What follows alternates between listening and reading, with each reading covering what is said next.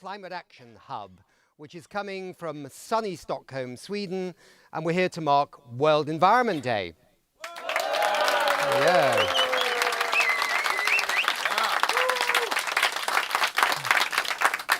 For those of you who are watching outside, you might have an audience here, and we're very pleased to have them. It really gives a lot of energy to the room. We've got a fantastic program lined up for you all. We're going to be talking about the environment. We're going to talk about science, about what we must do if we want to continue living in this amazing world that we've all inherited. And to get us started, we're going to go to see a beautiful short film from an organization called Sea Change Project. You'll recognize Craig Foster from the film My Octopus Teacher and the legendary Jane Goodall. It's a very short film, but I think you'll agree it's quite a powerful film. So now let's watch Mother Nature in the Boardroom.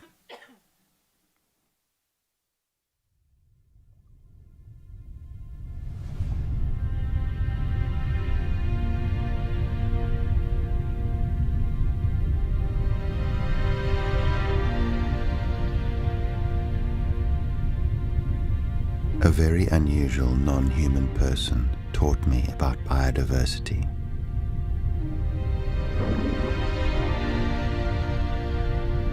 She was a fraction of my size, and 2/3 of her intelligence was in her arms.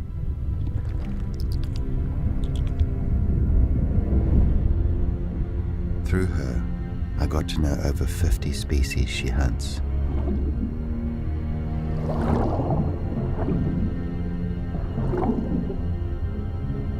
She introduced me to her cleanup crew. They eat the remains of her kills and her waste. I got to know all her predators.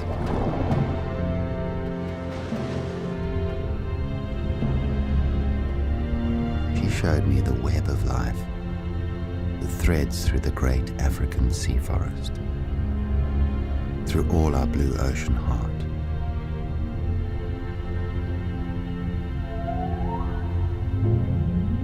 At first I felt apart from all this, but after diving every day for 10 years, I came to know that web. I came to realize we are all threads. I came to know that everything is tied to everything else. Pull on one creature and everything feels it. Pull on another and everything feels it. We all feel it. The more we try to control nature, the more those threads are stretched to fraying point, especially at climate level. If Mother Nature was in the world's boardroom, what would she say?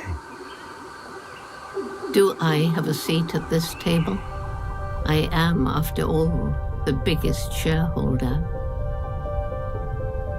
I ask all of you directors to see clean rivers as the veins in your bodies, oceans as the air that you breathe, and our beautiful landscapes as tapestries of hope.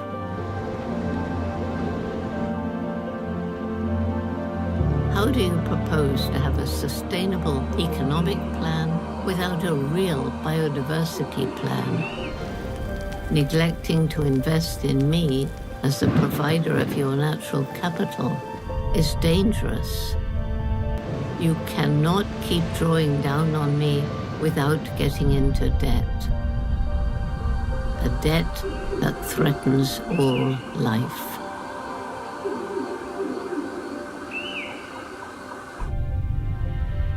And out of a corner, 8 curious arms of wisdom might extend themselves to explore our faces.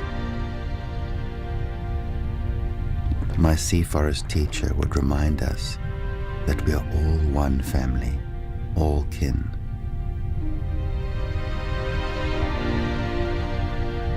We need to support each other. Biological diversity is the most precious thing we will ever know. She is the primary animator of every single one of our lives.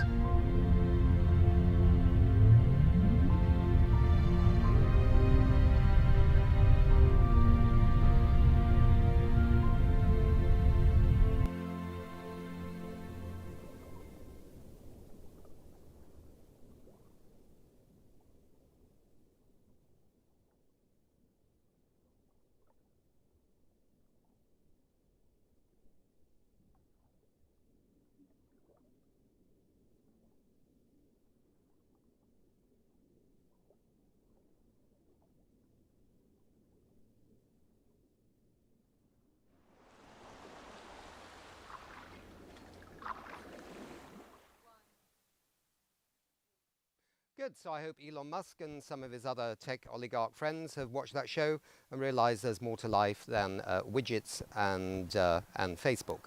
All right. Welcome back. That was Mother Nature in the Boardroom. I hope you enjoyed it as much as I did, and our audience here I got to see it too. My name is Nick Nuttall. You may know me as one of the presenters for We Don't Have Time, but I'm also the former communications director and spokesperson for the UN Environment Programme, and also for the United Nations Framework Convention on Climate Change. Today's World Environment Day. This is your day. It's also the day of UNEP, the UN Environment Programme. It emerged, as some of our guests know, here in Stockholm from the first UN Conference on the Human Environment, held here in 1972. And World Environment Day actually mobilises the public and governments and the private sector as well every year under various themes, and millions do get involved. The theme for this year, I don't know if anybody knows, is Beat Plastic Waste, and yeah, that's relevant too. I had the pleasure, as the Director of Comms of UNEP, of organising World Environment Day in countries like Brazil and New Zealand and elsewhere, but I think it was in Mongolia, and I think it was 2012, they were hosting it, that I realised its capacity to leave a legacy. I was taken in a car to a nearby national park, not far from Ulaanbaatar, maybe an hour's away. And on the horizon were these small little horses, the Przelsky horses. And they were very excited about these horses. And it turns out that the horse had gone extinct in Mongolia, perhaps in the 1980s. But they'd found a stock in Holland, in the Netherlands, in 1992. And they brought them back in 1992. And they flourish back home in Mongolia to this day. And I think it's important to realize that World Environment Day is not just, oh, it's a day. All over the world, I've seen examples of small but important legacies from this day. Let me just add that UNEP, and this is going to, in a sense, link to what we're talking about here today. UNEP is more than an event organizer. The UN Environment Programme, born in Stockholm, has become the backbone of climate and environmental science. And the principle is that there is early warning, and then they bring the best peer-reviewed scientists together, and then they bring that peer-reviewed science to governments. And they ask the governments, in a sense, do you want to act on this knowledge that we have now got together with the world's best scientists? And if the governments say yes, then they provide options to the governments. This is UNEP, from treaties, or maybe it's just guidelines. But many of the things we know about our changing world come from the scientific convening power of UNEP, born in Stockholm. You may have heard the Global Environmental Outlook, the International Resource Panel, and one of our guests joining us today is actually a member of this distinguished panel. There's the International Panel on Biodiversity and Ecosystem Services. They're all complex titles, but actually they're rock-solid global scientific assessments, so crucial to our understanding and our future. Perhaps the most famous is the UN Intergovernmental Panel on Climate Change. I often hear critics go, oh, those UN scientists telling us what to do. But in fact, it's not the UN. The UN's just convening the best scientists proposed by their own governments. And, you know, this early warning on climate change, and the IPCC, the Intergovernmental Panel, was probably born in the late 1980s. This led to the UN Climate Treaty that also happened in 1992 whilst those horses were being reintroduced in Mongolia. And as the science builds, it's reviewed by this global scientific panel again and again, and new risk assessments are made, options for action provided by the science, including the sciences of economics and social sciences. So it's a very rich array of science that goes into those reports. And this allows governments to internalize them into policies, sometimes bold, sadly, sometimes too weak.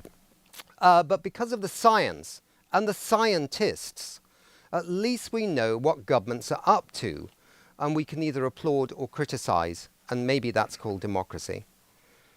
In the end, it's about knowledge and a vision for a better world. If we wanted to cancel science, we are back in the dark ages, without a compass, without a rudder, looking to the stars and the entrails of animals for answers, or what the Americans like to call snake oil salesmen.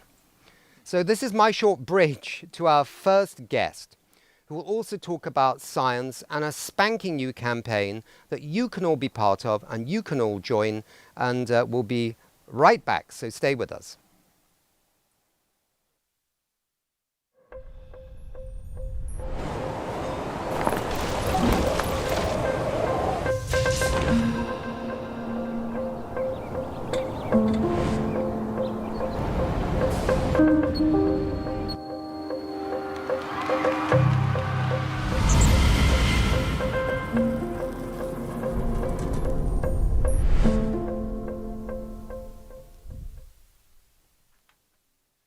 So I'd like right now to introduce Ingmar Rentzhog.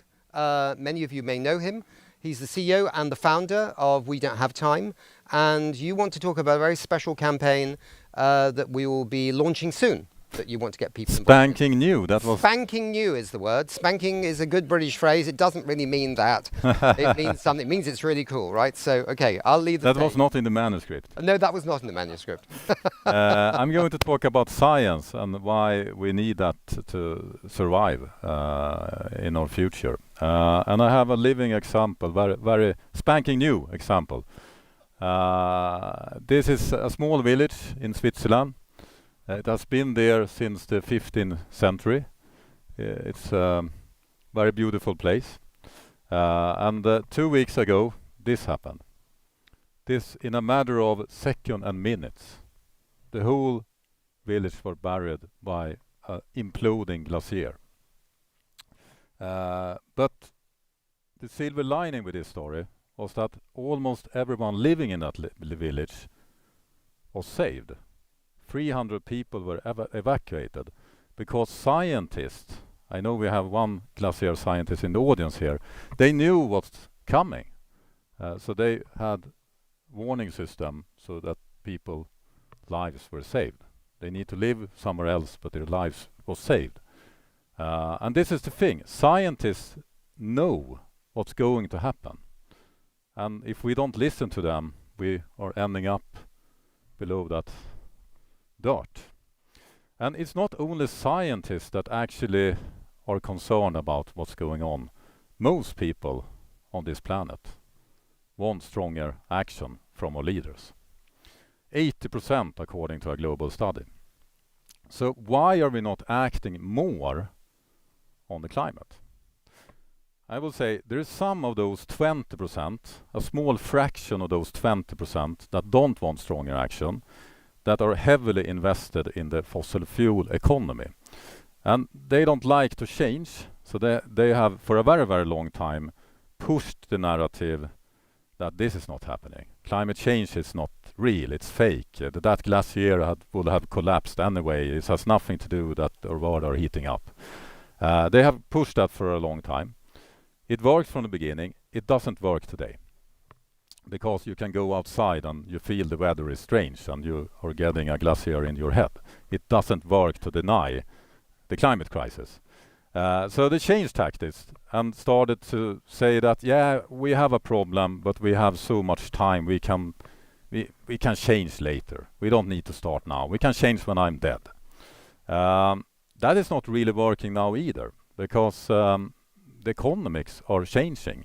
People are buying an electric car not because someone are talking about climate change, but because it's cheaper and it's better. And that's are scaring them. So they have changed tactic and leveled up their game to stop change by cancelling the fact and the science itself. Because that is making people want to change, so they want to cancel it. And I have an example from the Vice President of the United States that are speaking about this very openly, so we can watch it. We have to honestly and aggressively attack the universities in this country. Ladies and gentlemen, the universities do not pursue knowledge and truth. They pursue deceit and lies, and it's time to be honest about that fact. And there was a wisdom in what Richard Nixon said. He said, and I quote, "The professors are the enemy." The Vice President of the United States. And it's not just talk. They're doing it as well. And they have just started. This is an example. This is the observatory that are measuring the carbon dioxide level in the atmosphere. They have done that since the 1960s. It's located in Hawaii, United States. And you've probably seen this Keeling curve where the carbon dioxide level are going up. That's where they're measuring it. And last month we were at record high, 430 ppm. So what are the President of the United States want to do about this information? He wants to cancel the land lease where the observatory are located, so that we can't follow this data series anymore. Because this is dangerous, because we need to act if we know the data, but if we don't have the data, we're blind. And it's not just United States this anti-science are happening. It's everywhere. It's in Europe. This is an example from Germany. I was in Hamburg just yesterday, and they were talking about AfD is now on the way to become the largest party in Germany. And what do they want to do? They want to tear down and destroy all wind power mills because they don't like them, where we need them at most. So why is this happening? I think it's one very big reason. It's happening because they're starting to lose, and they're very afraid of it. This is the energy production, electric, in Europe. Last year, fossil fuel energy, for the very first time, market share was smaller than wind and solar. And it's not going up. It's going to continue down. And it's not just Europe, it's also United States. 96% of all new power in the United States were fossil-free last year. And it's more than just electricity. You have those scaling in economy. Electric vehicles, battery sales, solar, it's going exponential. You have the S-curves. And the prognosis, as you see here in the gray, they're always wrong because we humans are kind of, we are growing so much, so we're just doing the same direction. It's not. The climate crisis is accelerating. The green transition is accelerating. This is very good news. But exponential change is not so initiative for us humans to understand. So I have a better example of how fast this transition actually are happening and why they are so afraid. In 2004, it took 1 year to build 1 gigawatt of solar power in the world. In 2010, it took a month. In 2015, it took a week. In 2023, it took a day. Anyone here want to take a guess how fast it was last year? You have heard me before, I think. But it's actually not correct. 50 minutes. And that was last year. Imagine what it is now. As I'm speaking here, we're building more than 1 gigawatt in the world. So this is great. And it's of course are having a lot of other consequences, ripple effect in the economy. And if you own this ship that are transporting fossil energy, that maybe is not the best idea because more than 40% of all ships transport oil, coal and gas today. If we don't need fossil energy, we don't need those ships. And if they don't change and do something else with it, they will lose money. So of course this is creating a lot of resistance. People don't like this change. They want to resist it, or those that see it, they will join us. But currently we're feeling the resistance. But I would like to focus on the good part of this. That is, all those changes in the economy are also leading to emission reduction. In 2023, in Europe, the emission in Europe fell by 8%, and the economy were growing. And this was after the pandemic. In China, for the first time, we're now starting to decrease the emission, and the economy are still growing there. So this is great. It's just one problem. It's not good enough. In order to be on safe planetary boundaries, we need to cut emission in half every decade. And it's not enough to just level out mid-decade. But here's the thing. I'm worked with climate many years now. And everything I've learned is that my belief is that the reason why we're not changing faster, why this curve is not getting implemented, is not that we don't want to change. It's not that it's not happening. It's because there is someone trying to stop us. If we remove that, this is absolutely possible, as you saw in the data. So, in order to make that happen, to stop this, we need media. We need communication. And that's what We Know Time are doing. And when we were a new organization, not many people were actually aware of the climate crisis. And there was a young person that I think all of you know here that were very good at talking about this, spreading the message. But she hadn't got far without media. How many in here have seen this picture before? It was We Don't Have Time that took it.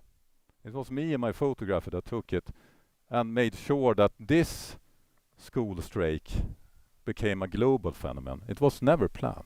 We didn't do the action, but we made sure that it was communicated globally and it had ripple effects.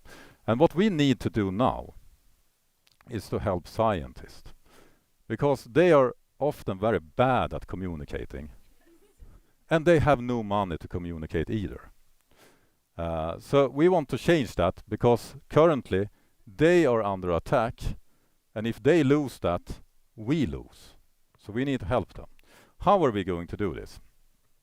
We're going to do this by setting the attention to the fact that science now are under attack. There is so much things going on, not just the observatory you saw in the beginning. Satellites are coming to their end, they're not getting replaced, we're not going to know a lot of environment data. It's a lot of infrastructure that now are getting killed, etc. But it hasn't happened yet, all those things. Some have happened, but not all those things. And we can still stop them. And if millions of people know about it before it's too late, we will stop it. So we need to put a focus on it. But I don't believe that we will win this by only be defensive. So that's why we also need to get people on board to see that science actually can solve a lot of problems. Everything from saving lives, because the climate will change more or less anyway. It's just that we need to get it under control. And we have a lot of exciting science out there. We can cure cancer. Did you know that one of the leading scientists in US are now detained because she is not a US citizen? And she were working on an image analysis breakthrough to detect cancer. She's detained in prison. So that's crazy. We need science. Science can make a future better. And one more thing, and that's really important. We're now living in a cancel culture where the far right try to cancel science. But a couple of years ago, there was a cancel culture trying to cancel other things. I don't believe in cancel culture. I believe in dialogue. We need to start talking with each other even if we don't agree. And we have done, at We Don't Have Time, a lot of meaningful dialogues in front of the cameras. We did a dialogue with the largest pension fund in Sweden, AP7, about why they invested in Saudi Aramco oil. 3 months later, they sold all their investment in Aramco oil. And I think we contributed a lot by having that dialogue. So dialogue can change things. So that's part of what we do. But mostly, the most important thing we need to do in order to win this communication narrative is to start communicating a lot more. Do you remember the corona, the pandemic? Our leaders did a lot of things that the people really didn't appreciate. But people accepted it. Why? Because it was an enormous amount of communication work put into getting people to understand that they were needed to stay home, wear masks, etc. You remember all those press conferences that were in many, many countries, talking about the problem, talking about the progress, talking about why we needed to do what we did do. I believe that this is something we can do for the state of the planet and for science. Currently, if we watch on the global media, there is one press conferences that are getting through. It's the comedy show from the White House. You probably have seen it. Almost every day, if you open social media, you see these press conferences. I think there's a golden opportunity to create the counter press conference, where we have the leading scientists talking about what we need to know, but where we also are talking about the progress, because people don't know. Media is not good at telling the story where you see positive change. We need to tell both, and we need to have this narrative in media. So that's something we're planning to do with Make Science Great Again.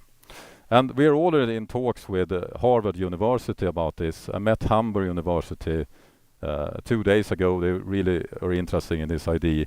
We're talking with part of UN, etc. So we hope to build a broad alliance around this communication. And we need one thing in order to do this. That's actually the resources, the budget, the money. So if you want to help us get this done, you can join us either by giving us some money You can donate and we can give you a cap in return. Or if you don't have any money, you can volunteer and give your time. And we will have a lot of tasks for you in the future to help us. And we have already actually 50 people that have donated 1 day a week. This campaign, our goal is to launch this in September in Climate Week New York. Currently, many people in Europe are afraid going to US because US are not letting them in if they have been criticizing Trump.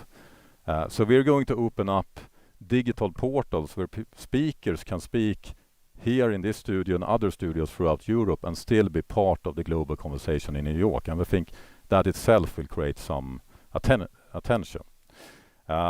We started to talk about this initiative in Paris during a big conference where 40,000 people met in Grand Palais in Paris to celebrate the 10th year anniversary of the Paris Agreement. And we were the most popular session, and all those red caps we had, people were fighting to get them. I mean, some people, they're getting very provoked by the red collar of this hat because they think that we give Donald Trump attention. We don't do that. What we do is that we use ninjutsu. I mean, we must acknowledge that the other side are very good at communicating. Those red caps are genius. Let us do ninjutsu. When they fight us, we take their energy and we put it back, and we reclaim the color of attention. I believe that the climate movement must stop being so nice and green and start to be red and mean. We need to fight fire with fire.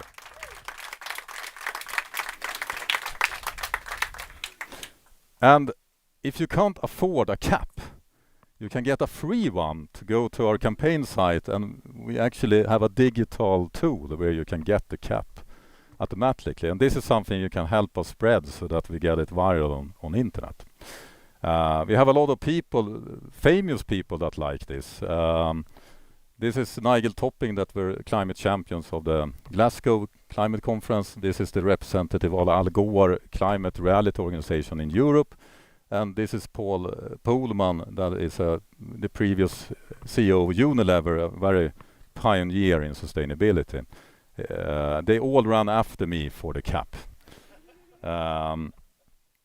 And as I told you, more than 50 volunteers that are now representing 10 full-time employees are working for free with this. But in order to get their help, we need some resources to coordinate it. So we really need the money. We have a lot of attention in media. Xinhua News Agency, I can't pronounce it. It's the largest news agency in China. They had 1 hour interview with me, and they did find out about this just because we started to talk about it. I even got an invitation, not from the Pope, but from the Vatican Pontifical Academy of Science. They have a science part of Vatican that is quite big.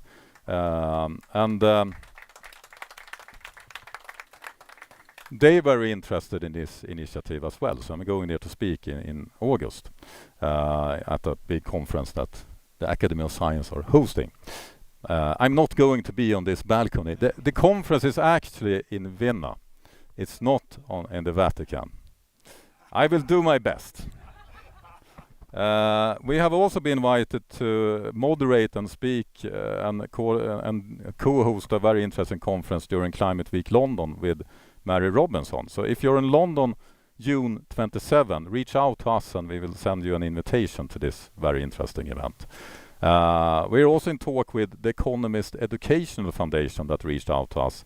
They are educating the children, and they have an initiative where they help teachers to teach science 1 day a week, and they are doing that with more than 400,000 pupils, children, and we'll try to get this presentation that we're actually are progressing, and there's some positive hope to the younger generation as well, because currently they are feeling very depressed.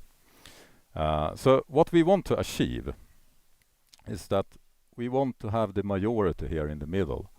We want them to go a little bit to the more sane support science. We don't need people to be climate activists. We just need people to believe in science and fact. If they do that, we defend not only science, we defend democracy and we defend our future, and we will be able to solve the climate crisis. That's our mission. And we're going to start doing it in New York. And if you want to help us, you can help us by going to a campaign site and we can give you a cap. And actually, it's all about money. Before Donald Trump won the US election a couple of months before, he gathered a lot of people. It was not on World Environment Day, but it was maybe on World Oil Day or something like that, because he invited all the oil executives in US, and he said to them, if you give me $1 billion, I will win the US election and I will cancel the climate science. And he's delivering that promise. My promise is that the next generation, this is my own kids, we need the money to defend their future and their life. And there's a lot of people like me and others working every day to save the planet. We don't need to go and stop flying and do all sacrificing. That's good. But what we really need is that if you're not working on climate and science, the most important thing you can do to contribute is to give some money to the people doing it every day. Because we need to change the society. And the only way to change society is through communication. And right now, climate has no communication budget. And we need to fix that. And science doesn't either have it. And we're going to fix that too. So when truth becomes threat, science becomes resistance. Join the resistance. Thank you.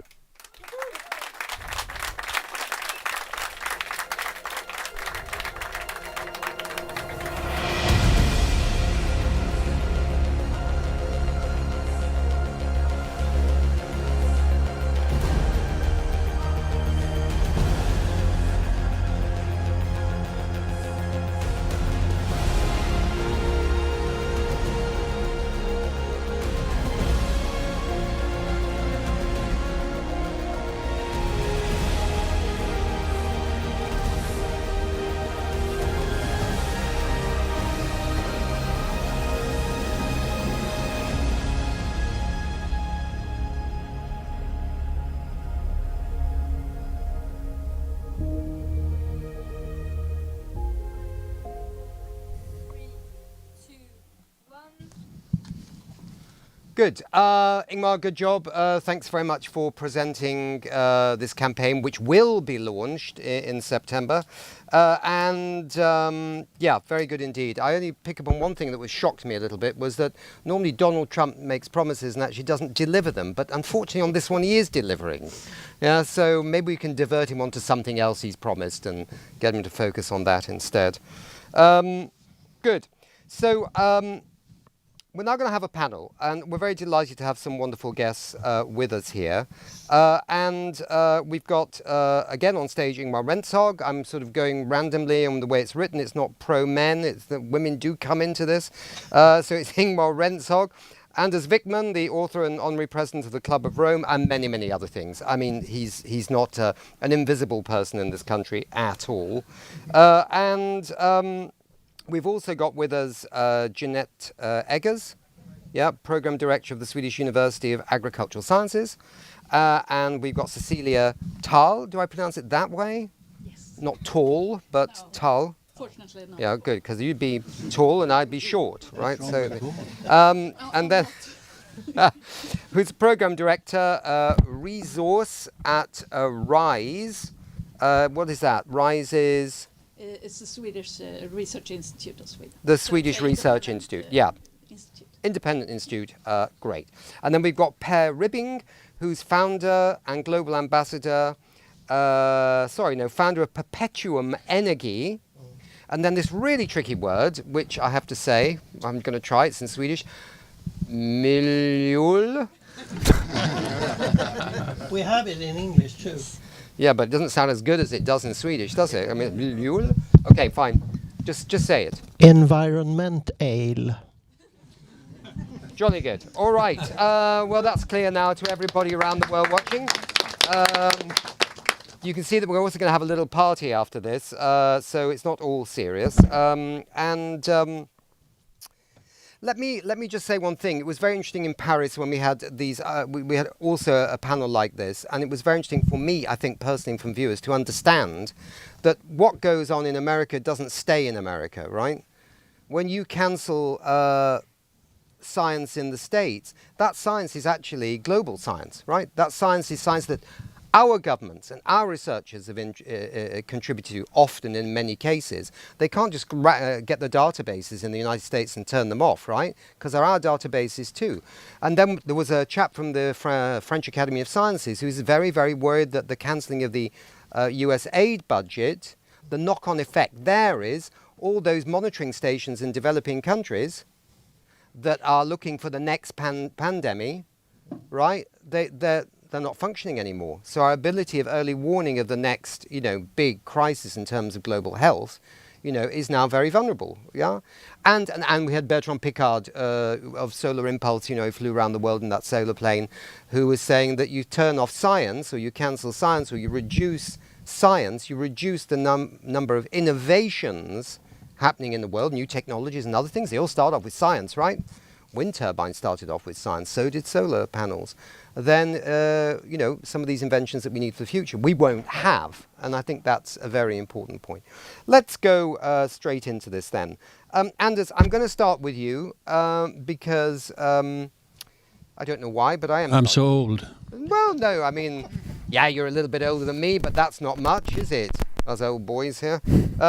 Anders, we chatted a little bit about this panel last week, and I think you wanted to focus on how cancelling science or damaging science has a real knock-on effect in terms of materials and resources, and how we manage these materials and resources going forward, which we need for a sustainable future, and we need for many, many other things, including climate, or whether it be electric cars and batteries, or whatever it is, that we need to take care of this, and cancelling science might actually damage this management of these materials. There are two sides to it. Right. One is, of course, that we live in an economy that has been extractive, 100% extractive for a long period of time. And for decades, or I would say for centuries, we didn't think much about it because the planet was large, nature was perceived as very abundant, we were not that many people, and the economy was rather limited in size. So, but then with every decade, the economy grow and grow and grow, and now we have so many negative consequences of this kind of extraction. Whether we talk about fossil fuels, whether we talk about different types of metals and minerals, whether we talk about biomass, including industrial agriculture, in all these contexts, you have a number of negative consequences. And I'm a member of the International Resource Panel. We did a report last year where we convincingly showed that roughly 60% of greenhouse gases are directly related to this extraction and processing of materials. And I mentioned now fossil fuels in general, but I could add steel, concrete, ammonia, aluminium, plastics, textiles, electronics. And in all these areas, you have an upgoing trend. Demand is upgoing. And if we don't do something about that, there's no way we're going to solve the climate problem. And we won't solve the biodiversity problem either, because we are hurting the ecosystems. So on the one hand, we need science to understand better what the hell is happening.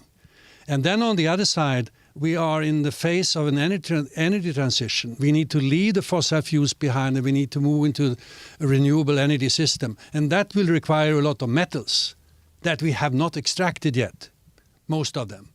So we have to extract, but we have to do it in a very clever way. And we have to design the system in a way that once we have extracted new metals, we can reuse and recycle. And in this case, also science is so important because it's the scientific experts that can guide us. And now with Trump, I don't know what's going to happen. He doesn't seem to care a shit about drill baby drill or extract baby extract.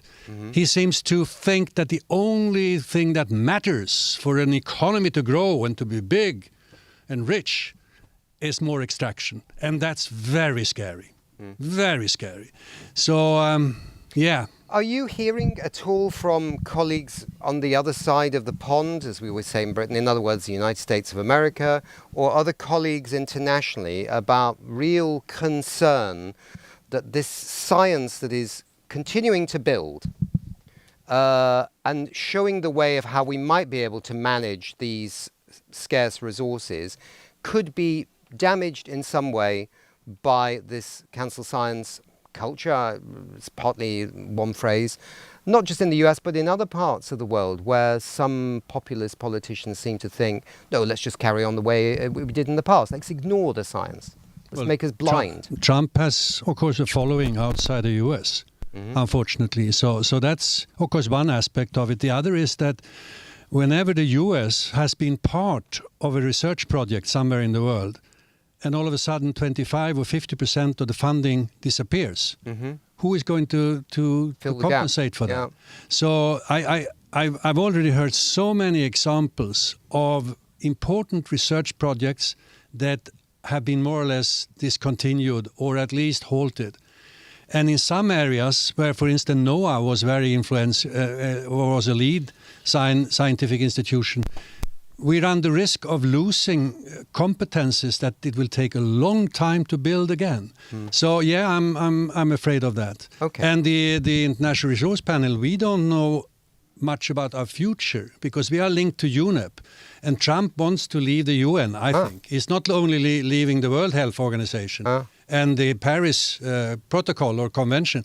He is going to leave and stop supporting many institutions, and that will hit us very badly. Very badly indeed. And of course the budget of the UN is absolute peanuts, as everyone knows. I mean, but they need those peanuts, right? Or else there's no way they can do their work. Well, if we don't have those peanuts, there's nothing. Yeah, there's nothing. Just a paper bag or a plastic bag with nothing in it, just salt.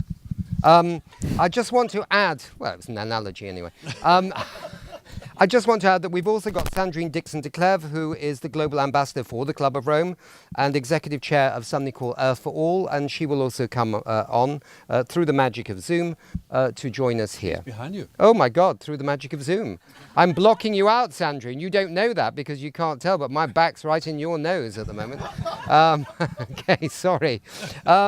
Let's move on. We can chat more about this. Janetta, when we talk about threats to science today, we're often talking about, you know, on the other side of the pond, the man with the orange face. But what can we say about the status of science here in Sweden, for example? I mean, is it all lovely and everything's fine, or are there elements happening that concern you about the scientific principle, but about scientists themselves and how they are perhaps treated? Yeah, thank you. And there's absolutely a reason for concern even here in Sweden and other European countries. We had a debate article out a few weeks ago in the biggest Swedish newspaper where we were complaining that science is by politicians treated as just another opinion. They want to sideline it to follow their interests. And I mean, as scientists, we need to speak truth to power. I work in a very contentious research field, forestry. Here in Sweden, 70% of the land is covered by forests. And there's strong economic interests in forestry. And it's not only the fossil fuel industry who doesn't want to change, the forestry industry doesn't want to change either. But we have big problems with our forests. Of course, we need wood to replace fossil fuels. But, well, there's not enough of it. And we need resilient, functioning ecosystems, forest ecosystems. And there's problems with the ecological status of Swedish forests and with climate adaptation and things like that. And Well, but as scientists, when we speak out about these issues, we have to be ready to face attacks, to be ridiculed, to have our competence questioned. And I have colleagues who don't want to speak up publicly about their research. And that's a concern because well, you say, Ingmar, that we scientists are not very good at communicating. Well, it's not wrong. But even when we try, I mean, we're not trained in like getting this kind of response where we are attacked.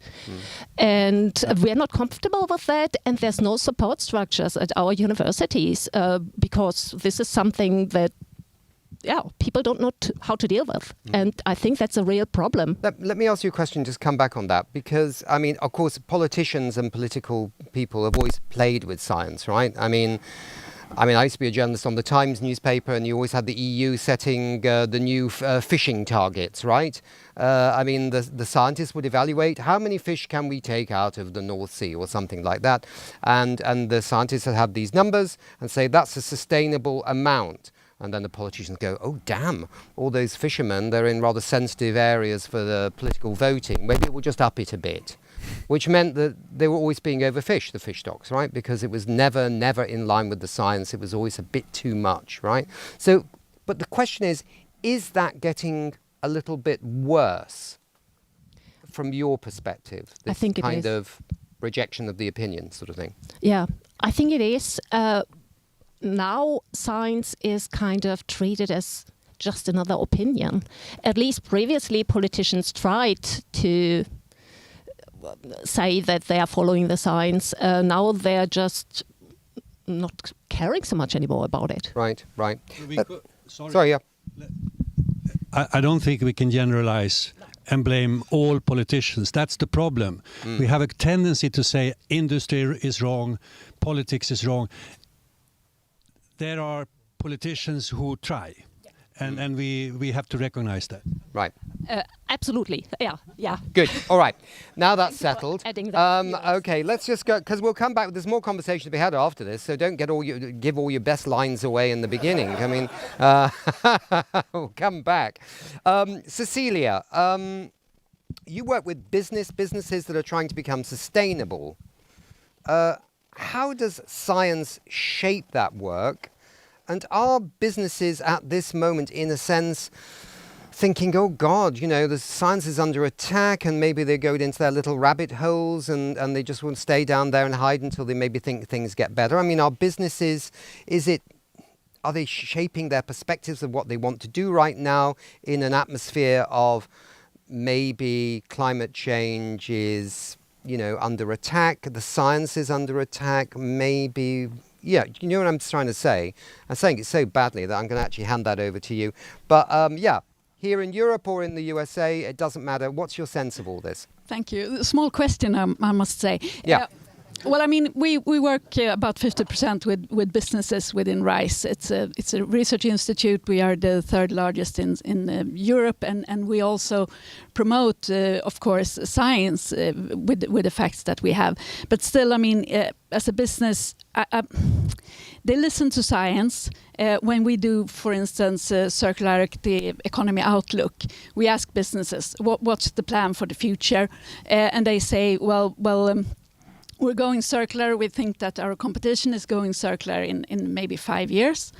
But then they also say in the next sentence, but we don't see demand for the products. Okay? And then we give them more questions and we ask, what about your purchasing? Is that circular? And then only 3% of the businesses say yes. And of course, that's sort of a situation where you have circular products, but you don't demand your suppliers to give you circular products. And of course, that ends up in low demand. So even if they know what they are to do, maybe they don't always do it in the same way. So I suppose the question is this wind that's blowing from the other side of the Atlantic of negativity, is it at least percolating a bit into parts of Europe. I mean, the Commission, for example, not so long ago, kind of seemed to be watering down corporate sustainability reporting directives, which were supposed to tighten things up on business and get us further down the line on all kinds of stuff, including the Paris Agreement. I mean, when somebody in the policy arena goes, well, maybe right now, it's a bit delicate on climate because there's some, pressure coming from here and there. Do the businesses go, oh, well, maybe we're not really, that active in this area right now. Let's wait and see. Do you feel a pause coming or any sense of fallout from what's happening? Well, I mean, as long as we don't demand businesses going green, it's not necessarily so that they will do that. Mm-hmm. We realized that many times ago when we started this research program that I'm a director of, we thought the solution would be recycling and recycling technologies. Nowadays, we talk a lot more about business models. We talk about sustainable business and how to create new businesses for the companies that shouldn't be producing tens of thousands of things. So, I mean, nowadays we speak a lot more about consumptions. I mean, a lot of us think that it's still okay to do something a little less bad. But I mean, we have to stop doing things that are bad and go to the better solution. Maybe not consumption, maybe renting, maybe co-sharing things, which is still not... I mean, the drive from legislation or wherever, it's not there. But the science is absolutely clear. We need to move very quickly. We need to move to a circular economy. We need to go beyond what we have been doing and think about things in different ways. And I suppose if you've got a situation where the US maybe isn't playing in the game anymore, and some of these companies in Sweden obviously maybe have subsidiaries in Sweden, that has a knockback effect here. And then, I've seen the Germans also, the German government recently under Merz have been saying things like, well, we don't need to be so aggressive on, disclosure by companies. You've got a slightly different government now as the one when I very first came to this country. I know things have changed here. I mean, there seems to be a bit of a mood even in Europe, that might catch the infection coming from the White House. And that's what some people are worried about, is that this might be almost like an infection that affects a lot of things that we're planning. Yeah, Anders? Yeah, but I mean, just shortly, if you talk to a lot of the large businesses that are in Sweden, they think that they are leading the transition. They are ahead of the politicians, they are ahead of EU. Right. So, I mean, the support for changing is quite large, I would say. Right. But still, I mean, it takes some time. It's too slow. Right. I think that's the main problem. Well, then you're giving a positive message in a sense that the side that's sneezing is quite loud, isn't it? Is this a new app we've got that allows high-powered sneezing to come live over the show? I talked about infections. Maybe that's the thing. Anders, go. Yeah, well, materials, circularity, it's quite a complex issue. And in the analysis that we have done in the International Resource Panel, we can show very, very clearly that in most areas, the problem is that virgin materials, extract from nature, is less expensive than reused and recycled materials. And as long as this is the case, there is going to be very little action. And you can't, it's not that recycled products should look different, because there should be quality standards for them as well. But that has not been established either. So it's very much a question how the economy is organized and how we value different things. And economists are, in my opinion, nature blind. That's the problem. But what you're hinting at is that politicians have always been a bit fast and loose with science, right? To suit their own political agenda. In not all cases, as you mentioned before. I think we're trying to capture, is this a new era? Are we being taken a little bit back towards the dark ages and so on? Let me bring it to Sandrine Dixon. May I just say that one thing? Because what we also did in the panel, we took a look at, because we talk a lot about competitiveness now, and we took a look at competitiveness, and we came to the conclusion that for most manufacturing companies in Europe, the cost for materials is significantly higher than the cost of salaries, for instance, 50–60%. So if you want to be competitive, you should be efficient, you should be circular. So that's a message we are trying to convey, but whether we reach the target or the audience, I'm not so sure. Right. Let's bring in Sandrine Dixon de Clèves by the magic of Zoom. Hi, Sandrine. Hi there, Nick. Oh, yeah, okay, it's quite loud. Everyone can see you, and they can also hear you too. And if anybody's, by the way, just 1 second, got a mobile phone in this room, if they could just switch it off, that would be really handy. Sandrine, give us your perspective on this. You were with us in Paris when we were talking about this, and you're very, very worried about what's happening with science. I am indeed, and I think this conversation has brought in a variety of different reflections that I hope I can tie together very quickly and be quite provocative. Everybody. Oh, Yes, okay. do it. Book launch. I don't know whose book that was, but anyway. Listen, the fact of the matter is, I think Jeanette hit the nail on the head. We want to speak truth to power, but the problem is that in the past, we thought truth to power was science and evidence-based decision-making. Truth to power is not science, it's lies, and it's manipulation. So the first thing we need to realize, and this is exactly what Ingmar was referring to, is knowledge is power. So let's come back to why we're seeing today the obliteration of our knowledge institutions in the United States and the potential for science to become just an opinion, exactly as Jeanette has said. Whereas we know that science is the underpinning of everything. And this is not just the possibility of accusing elitists or intellectuals of being scientists and being in their ivory towers and not thinking about what this means for people's lives. We need to get better, and that's why we mean business. That's why we mean business and make science great again are so important. We mean business on the side of businesses that are trying to pass on that message with so many other businesses, as we were doing, Nick, as you know, during the Paris Agreement, but also make science great again now in this new revitalized campaign is fundamental, because what we're seeing is an absolute campaign to cancel science across the board. Yesterday, I was at a joint research center, 200 employees from across the research center, all expressing their concern that their own lives, their own work, their own livelihoods could actually be on attack. That actually the policy making that we have across the European institutions will not anchor it in science in the way that it has been.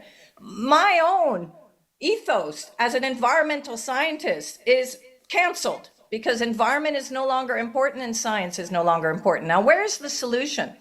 The fact is that manufacturers, companies use science every day for innovation. And that was what was so important when I actually chaired the European Commission's expert group on the economic and societal impacts of research and innovation. We were able to demonstrate that actually research and innovation, science, is the underpinning of everything we do. It's not some kind of elitist intellectual opinion. It is an absolute prerogative for understanding how we can innovate, how we can evolve as humans. This is no longer about climate. This is about humanity's existence. When we talk science, we're talking about social sciences and we're talking about the physical sciences. And I think I want to make just a couple more points and then I will stop. The first is that we are seeing companies, and that is very disturbing, pull out of the SBTI, which is a science-based initiative, looking very much at setting reporting requirements, but also data across the board in a variety of different value chains. We're seeing the omnibus legislation at the European level obliterate our reporting requirements. We're seeing that many companies are pulling out of net zero. So there is a trend for companies to pull back from accountability of being scientifically sound in the way in which they're moving forward with regard to their targets, both environmental and climate targets. And that is really quite disturbing. But we also are seeing a variety of organizations, scientists across the globe pulling together I've never had so many requests to speak with scientists in China, to speak with scientists in Brazil. I was with the Brazilian government yesterday, who indicated once again how important everything that will lead up to the COP needs to be based on evidence-based decision-making, both from a social sciences perspective and the economics and the cost of inaction, as well as from a physical sciences perspective. This morning, I was in a narrative building exercise to reimagine Europe in terms of science, agriculture, and climate. And yesterday, and I'll finish with this, I think one of our greatest allies was a weather reporter in Florida who on NBC said yesterday what we all needed to hear, and in particular what Americans needed to hear, which is that he will no longer be able to give them predictions of when hurricanes and tornadoes will be hitting them because he no longer has the data. He had the bravery to stand up on American television and said just this.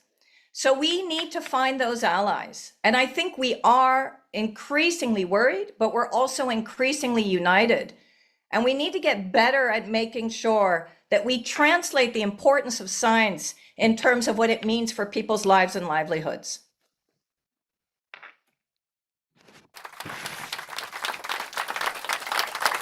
So thank you very much, Sandrine. Now let's go to our last guest we got here, Per. You founded Perpetuum Energy and this other thing.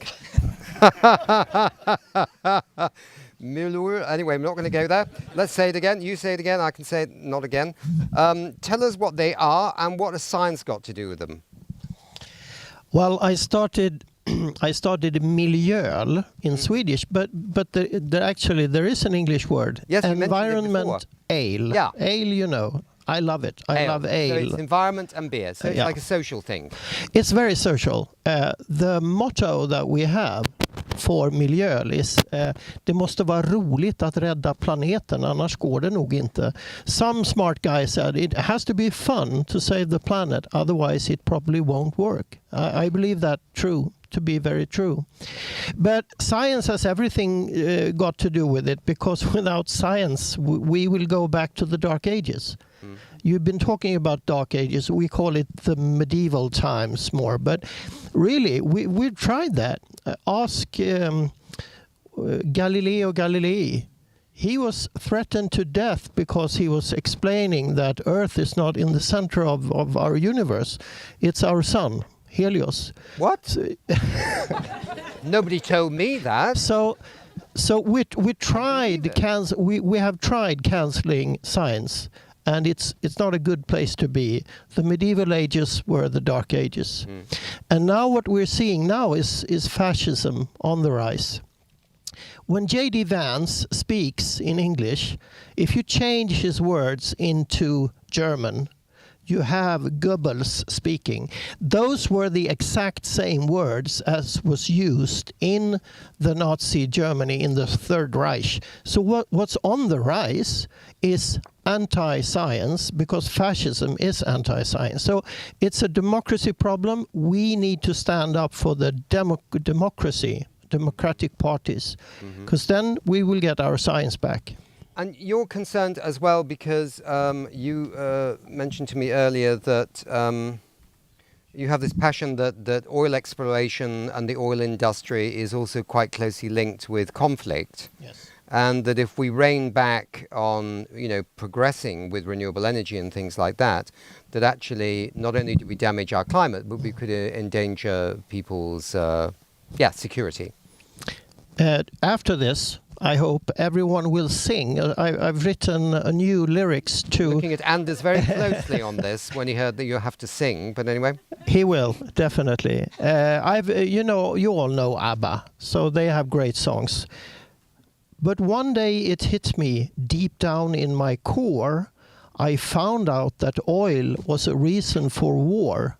That's exactly what happened to me out in the Amazonian jungle in 1994. So sing along with us, and we will know that if we want peace, we must leave all fuels behind, because someone is owning the Russian oil, and that someone is now making war on Ukraine, and he's receiving 3 times as much money as we are giving in aid to Ukraine. We're buying oil from Putin. So no wonder he can continue the war, because we're giving him the money. So if we go over to the surplus solar free energy, no one owns the sun. We don't have to pay for solar energy. It's free. The solar energy is for free. Okay, it's not for free to make solar power. It costs money to put up a wind farm, or put money to build solar panels. But it's a lot cheaper than buying fuel. So we just quit fuels and go over to solar energy. And if I may. Yes. I don't think most people have realized that the energy system we have today, oil, gas and coal primarily, that's a constant linear flow of resources and extraction. Whereas if we put in place the alternative based on renewable energy, we build technology. And once that technology is built, we don't need all these resources all the time. So there is a fundamental difference between the two systems. And that's what's so fantastic. I have to say that we're now fast running out of time. So Per, if it's a very, small very, point... it's so simple. It's so basic. Fuels we consume, right? When we have fuel and you burn it, you consume it. There is no more fuel. But if you have batteries, if you have solar cells, you have metals. The metals are not consumed. You don't consume metal in a battery. Or that's the fundamental difference between fuel and metals. Yeah. Good point. Now then, I'm just going to quickly give the microphone to Ingmar. Do you want to just say something to wrap up? Oh, you don't need a microphone. You've got something around your mouth, so... I have that. Yeah, like me. I will not steal too much time, but I will emphasize we need to change this, and in order to change course, we need to win the narrative, and in order to win the narrative, we need to communicate. I just read that United Nations are going bankrupt in a couple of months if they don't get more money. I mean, we know what happened with a company when they go bankrupt. I can say that this platform, we don't have time. We will get bankrupt if we don't get more money. And our clients, they're not paying the bills because many of them are going bankrupt in this scenario. And some other of our companies that are our partners, they call us and say, we can't work with you anymore because it's dangerous for us to communicate around climate. Because we are a public traded company in US or something. On the other hand, there's a lot of companies and organizations out there that are calling us and asking, can you help us? But they are not the rich companies yet. They will become that in the future. So the most important thing a single individual can do is to help those that try to get things done by giving money to the ones working with this and to the communication that is happening. It's super important. We will win it if we get the resources to do it. Yes, no, Sandra, I thought that would happen. I've got some very challenging people here. I've got Anders, Anders is a very good speaker and he knows how to keep going. Ingmar we both can talk have a lot. the honorary and Sandrine, president title. I've known these people. You can pick them out. You know the ones that are going to get... But can I just... I'll be brief. That means it's another hour. Okay. No, Sandra, I love that. And also, just could you frame something as well that is... We understand that what's happening in Europe is no way on the same scale as the United States, right? But we have to beware that this kind of thinking doesn't start percolating too strongly into our societies in Europe, right? We're already seeing it to an extent. Jeanette, you can have the final word. You can have the second final word, Madame, on Zoom. So come in, Sandrine. Merci, monsieur. Very quickly, absolutely, we need to be aware that it is very quickly taken from us, the liberty of science, the freedoms that we have. We are in a 1930s moment. So we need to rise up. And to Ingmar's point and all the points that have been made, we have to be very cognizant of the tech bro feudalism that is brewing everywhere. And that is incredibly problematic. And it's not a conspiracy theory, it's a reality. So we do need to fund this. We need concerted funding for ensuring that science is absolutely the underbelly of everything that we do, that truth continues to be the real power, not lies, and that we fund that, but that we also stand up. Each individual that is in your room on this stream must stand up. Not only make science great again, but make humanity great again. They're absolutely inextricably linked. And it's a good point. And I think there was something that you raised in Paris, which was simply that the tech giants actually want the science to be cancelled so that then they can have all the science themselves in AI and keep us all in ignorance about what's happening in the world, and they make lots of money out of that. That's a longer discussion. Just think about it for a second.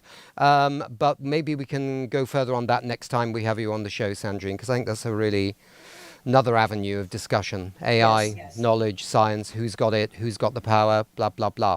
Energy as well, molecules. The fact that we won't transition if the AI revolution continues at this pace. Good. And thank you, Sandrine, so much. And Janetta, let me give you the last word on this, because I think it's probably from a Swedish perspective. What an honor to get the last word. Yeah. I want to add something. I mean, Trump and his friends are not only trying to cancel science, they're also trying to cancel scientists. And that is happening here too. Migration policies in this country are compromising academic freedom and autonomy and integrity of research, especially junior researchers from third countries, non-EU countries, are suffering. They have to apply for residence permits. They have to wait a long time. And during that time, they cannot travel to conferences. They cannot visit their families. And some of them have to take jobs as cleaners or taxi drivers after their dissertations. And they don't have any security. They cannot settle in this country. So, and now we're talking about attracting scientists from the other side of the pond. Well, maybe we should make life better for those that are already in this country. Yeah. And I mean, researchers do their research. Why should they want to come here when we have migration policies that are really disastrous for immigrants? Because, and it doesn't matter what your opinion is on migration, but it's absolutely clear that in many countries, indeed, they want the highest talented people to come and be part of the community, right? And in a sense, these people are being pushed down and pushed out again. Yeah. Nick, we need to wrap up. I know we need to wrap up. That's the last word, and I'm not going to read that quote. You can show it later. I will say something else. Imagine if this will be the 1930s, and if we had a chance to tell the world what's going on before it was too late. We are at that moment, but we need help. Thanks for coming.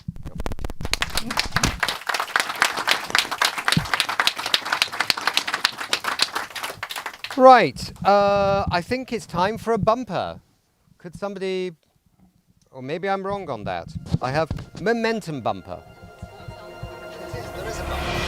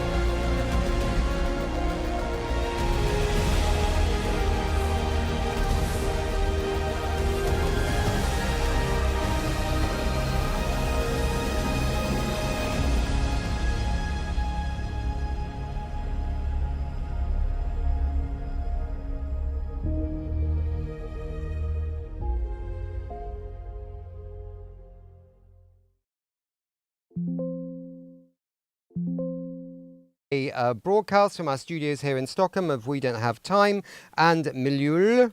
Okay, there we go. Environment and beer. I can do that. That's the order of the day. Environment and beer, very important. Environment, beer and tires, that's not a normal connection. But we have been talking about science, and science leads to invention, and invention leads to solutions that we need. And that's really the connection here. This is a short presentation from our friends here, but tyres are clearly a big problem for the environment. They're made of nasty chemicals, take a long time to decompose, blah, blah, blah, blah. And worst of all, we use 1.6 billion tyres a year. Yeah. Okay. And so a major issue, and you've got some major solutions. So I'm going to go over to Magnus Gink. Yes. And what is the name of the company? Greentech Recycling. Greentech Recycling, who's going to tell us more. Yeah. Thank you. Thank you. Too bad that Anders didn't stay because we had some questions for him. So thank you very much for having us here. And we're on the board of Greentech Recycling. We're going to talk to you from a board perspective. And we're just going to try to do this in a conversational way. So we would appreciate questions along the way. But handing over to the chairman of the company. Yes, my name is Tord.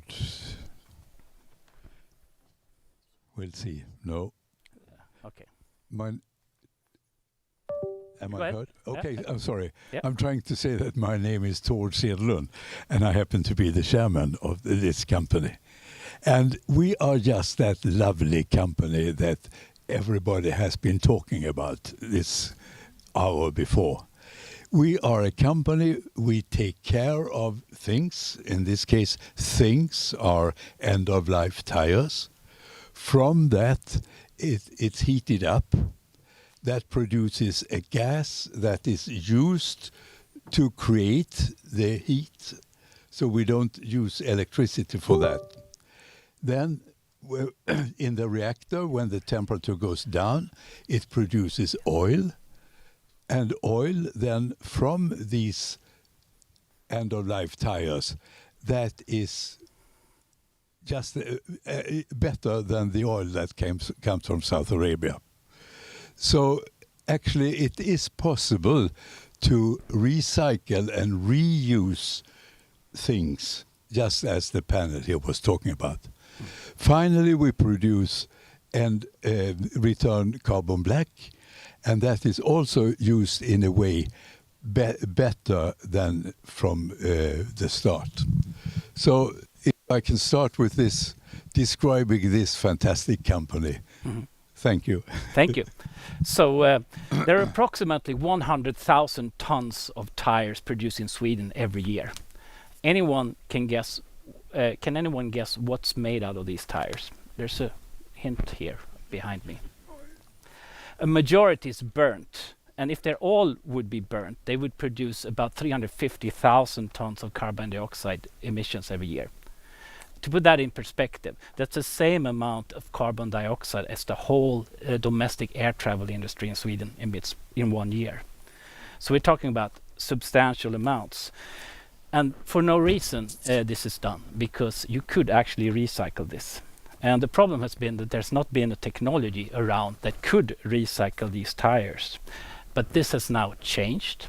We have identified such a technology in Germany. We have licensed that technology to use it in all of the Nordics. We have the IP rights to do it. And if anyone has been involved with upscaling technology before, it's really difficult to do. It looks fantastic when it comes to a lab scale and so on. And then you scale it up and it costs a lot of money and you run into trouble when you do it. So we have licensed the technology that's up and running in Germany. It works. And we have the rights to do it in Sweden. So what's remaining then to be solved is that you also need to have, I think Anders Wikman, I think, was talking about, you get bad prices when you have recycled products. You have to pay to get things to recycle as well. Those two things do not add up. If you want to do something about the environment, you need to make sure that you make it profitable. Not only, I think you were talking about that, Mr. Ale guy, if I may call you that, I'm sorry. But beer guy, okay, beer guy. It's not enough that it's fun. It has to be profitable as well. Because if it's not profitable, it's not sustainable.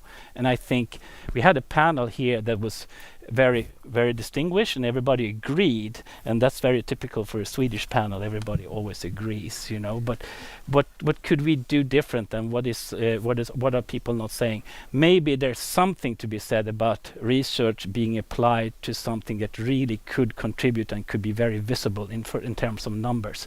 So me personally, I've been involved in doing 2 recycling companies before. I really like them to be profitable, because then you can really make a change work in reality. So what you're looking at here is the actual factory in Germany. It's up and running. They started in 2008, 2009, something like that. And it takes that amount of time to do something in this scale that can really work. So we have licensed this, and so that means we have solved the problem of having the technology that really works. And if I may add, absolutely, you may. You're the chairman of the company. So the company has a value of more than 1 billion Swedish kronos. So this is really, you can create wealth, value of the company, by doing these good things. Yeah, absolutely. And we have signed contracts, which is really important. We have signed contracts with the people that provide tires. And to the point of the panel before, in Germany, you get the tires for free. In Sweden, you have to pay for them, because you can actually burn them instead, and you get more money for burning them. And that's not really nice, but that's how it is. So there's some regulatory issues with that. And then we went ahead and realized that once you sign a contract with someone who buys a recycled product, the problem is when you go into details on the numbers, because everybody says, yes, I would like to buy recycled products, but I would like to pay 25%. But they don't tell you that until you come with the finished product. Oh, did I say 100%? No, I meant 25%. That's how it works. You need to have contracts where you have the actual number saying we will pay this amount for this volume. And we've spent a lot of time to put that in place, and it's not as easy as it sounds, really. So that we have the technology, we have in and out products, and then we are supported by the fact that regulatory regulations will increase. Actually, in the long run, it will be outlawed to actually burn tires, but we're not there yet. But it is certainly helping us that this is coming about in Sweden. So as Tord was talking about, it may sound a little bit abstract, but you know, when it comes to chemicals and so on, actually recycling tires is not that extremely complicated to understand. It brings in tires, you have textiles, you have steel, you have something called carbon black, which in Swedish is called kimrök. You have rubber, which can be turned into oil, basically, and you have basically energy that can be converted into gas. So that is what this technology in Germany does, and it does it more efficiently than anyone else. So it basically, since we're using the carbon to basically make carbon black, the factory does not really emit anything that could pollute the environment. So what we probably have some engineers here, so I'll show you an engineering map here.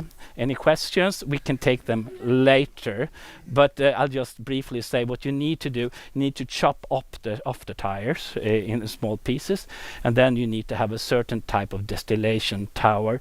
The Germans have a particular way of doing that, which makes it more efficiently to separate these things. Once you're done, you need to compound the different parts, particularly the carbon black. And then you put it together into pellets, and then you sell it. In this case, what do you make out of carbon black? You make tires. So that means you take the carbon black and sell it back and make new tires of it, which makes perfect sense to basically anyone. But it's not done. This is the first place where you do this in industrial scale. And we managed to get the Germans to agree to giving us the rights to do this. It looks like it's only Sweden. It's not. It's for the whole of the Nordics. So we're right now doing a new issue of shares to invest in the company. We have applied, of course, for support from the government and so on, because that helps when you build something like this. We have options to acquire land in a small city of Åmål in Sweden, where we intend to build an exact copy of the German plant, only a little bit larger, because we want to be a little bit better than the Germans, of course. But it will recycle 20% of all tires in Sweden, and that's about 65,000 tons of carbon dioxide. and that's a significant amount. But very important, we will make money while we do this. And I'll just give you the numbers on that. It may look like I'm a numbers guy, which is true. Anyway, so you have it's an EBITDA of this company is 50% when the factory is up and running. And we're building a factory. It's a copy of the German one. It should take 18 months with 6 months of trimming, because it's hard usually when you start it up. And then you have an EBITDA of 50%. So you're making money while you're saving the environment, a lot of pollution, and you actually get enough money. So we plan to build another factory after this in southern Finland to cover basically Finland, because when it comes to tires, a problem is obviously the shipping of the tires, because that creates an environmental footprint as well. So you need to deal with that as well. But 2 factories will be able to cover basically 20% of Sweden and 20% of the rest of the Nordics. And then the technology that the Germans have is also usable for other things that we intend to go ahead with. So it's really a profitable way to save the environment. And that's what we came here to talk about today. So yeah, thank and we you can very say much that for listening. we have, we have invested 15 million kronor, and that has been used to start up. Now we are having a new issue of also 3 million shares at 5 kronor, which should then hopefully bring in another 15 million. And we have a value now, pre-money, of 30 million. That can be compared to the more than 1 billion when it has been built and it's on. So this is a good thing, but also we intend to make it profitable for the investors. I'm sneaking back in now. Thank you. Thanks, Magnus. And sorry, your name again is? Tord. Yeah. Fantastic. So Magnus and Tord, thank you very much. We occasionally, when we don't have time, like to showcase new ideas, new technologies that are coming into the country, and expose them to you as an audience, but also to an online audience, because there is a lot of creativity going on in all kinds of areas, including in tires. So that's really helpful. Yeah, but we show this can happen, what the panel was talking about before. Exactly. It actually can happen. Yeah, science turns into innovation. Sure. And innovation is what we all need. Yeah. So thank you very much indeed. Well, thank you. We're going to take a short break now. And for those of you watching at home, you can go to the kitchen for a snack. We'll be getting a refill very shortly. And in a few minutes, we will actually see a virtual launch of an exciting new book called Becoming Nature Positive, from the Nature Positive Initiative. It's presenting some extremely important ideas that I think everyone will want to hear. It's quite short. There we go. That's it. Is that the virtual launch? This is the book. Oh, okay. Well, is nobody going to talk about it, or are they just going to... We're the authors in the book, and it's going to be a very interesting discussion.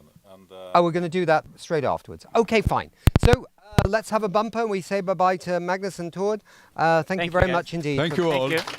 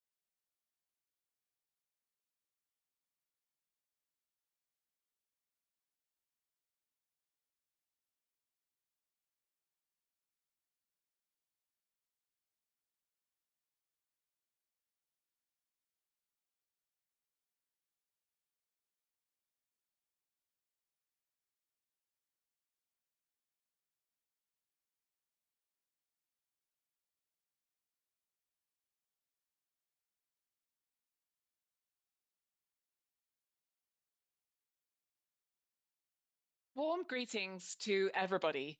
Thank you very much for joining us today, and I'm delighted to welcome you to this special live broadcast to launch the new book, Becoming Nature Positive, Transitioning to a Safe and Just Future.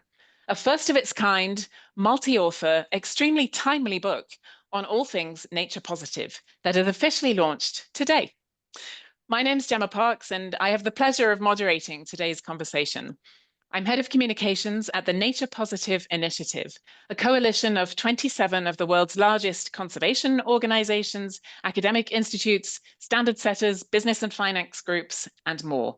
Many leaders from the Nature Positive Initiative members have contributed to the book, either as chapter authors or as with complementary reflections.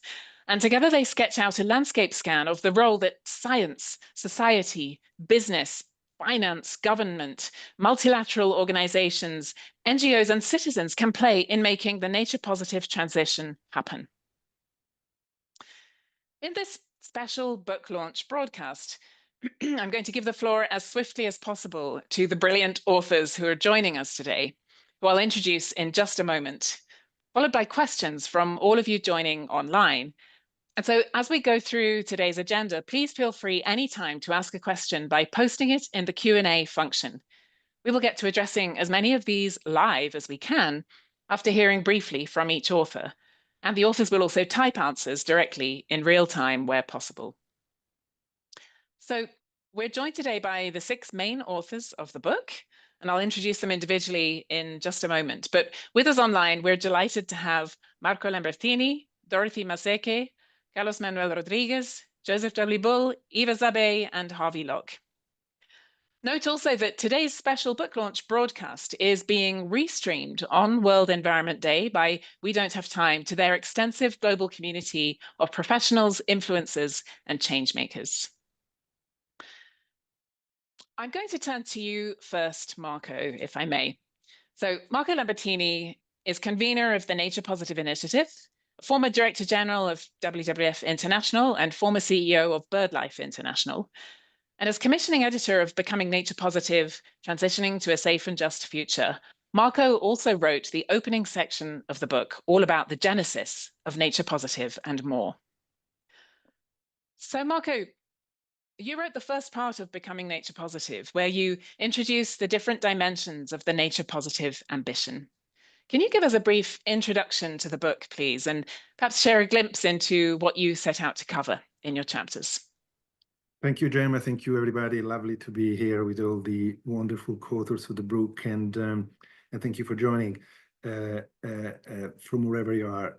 First of all, the book, it's a truly collaborative effort.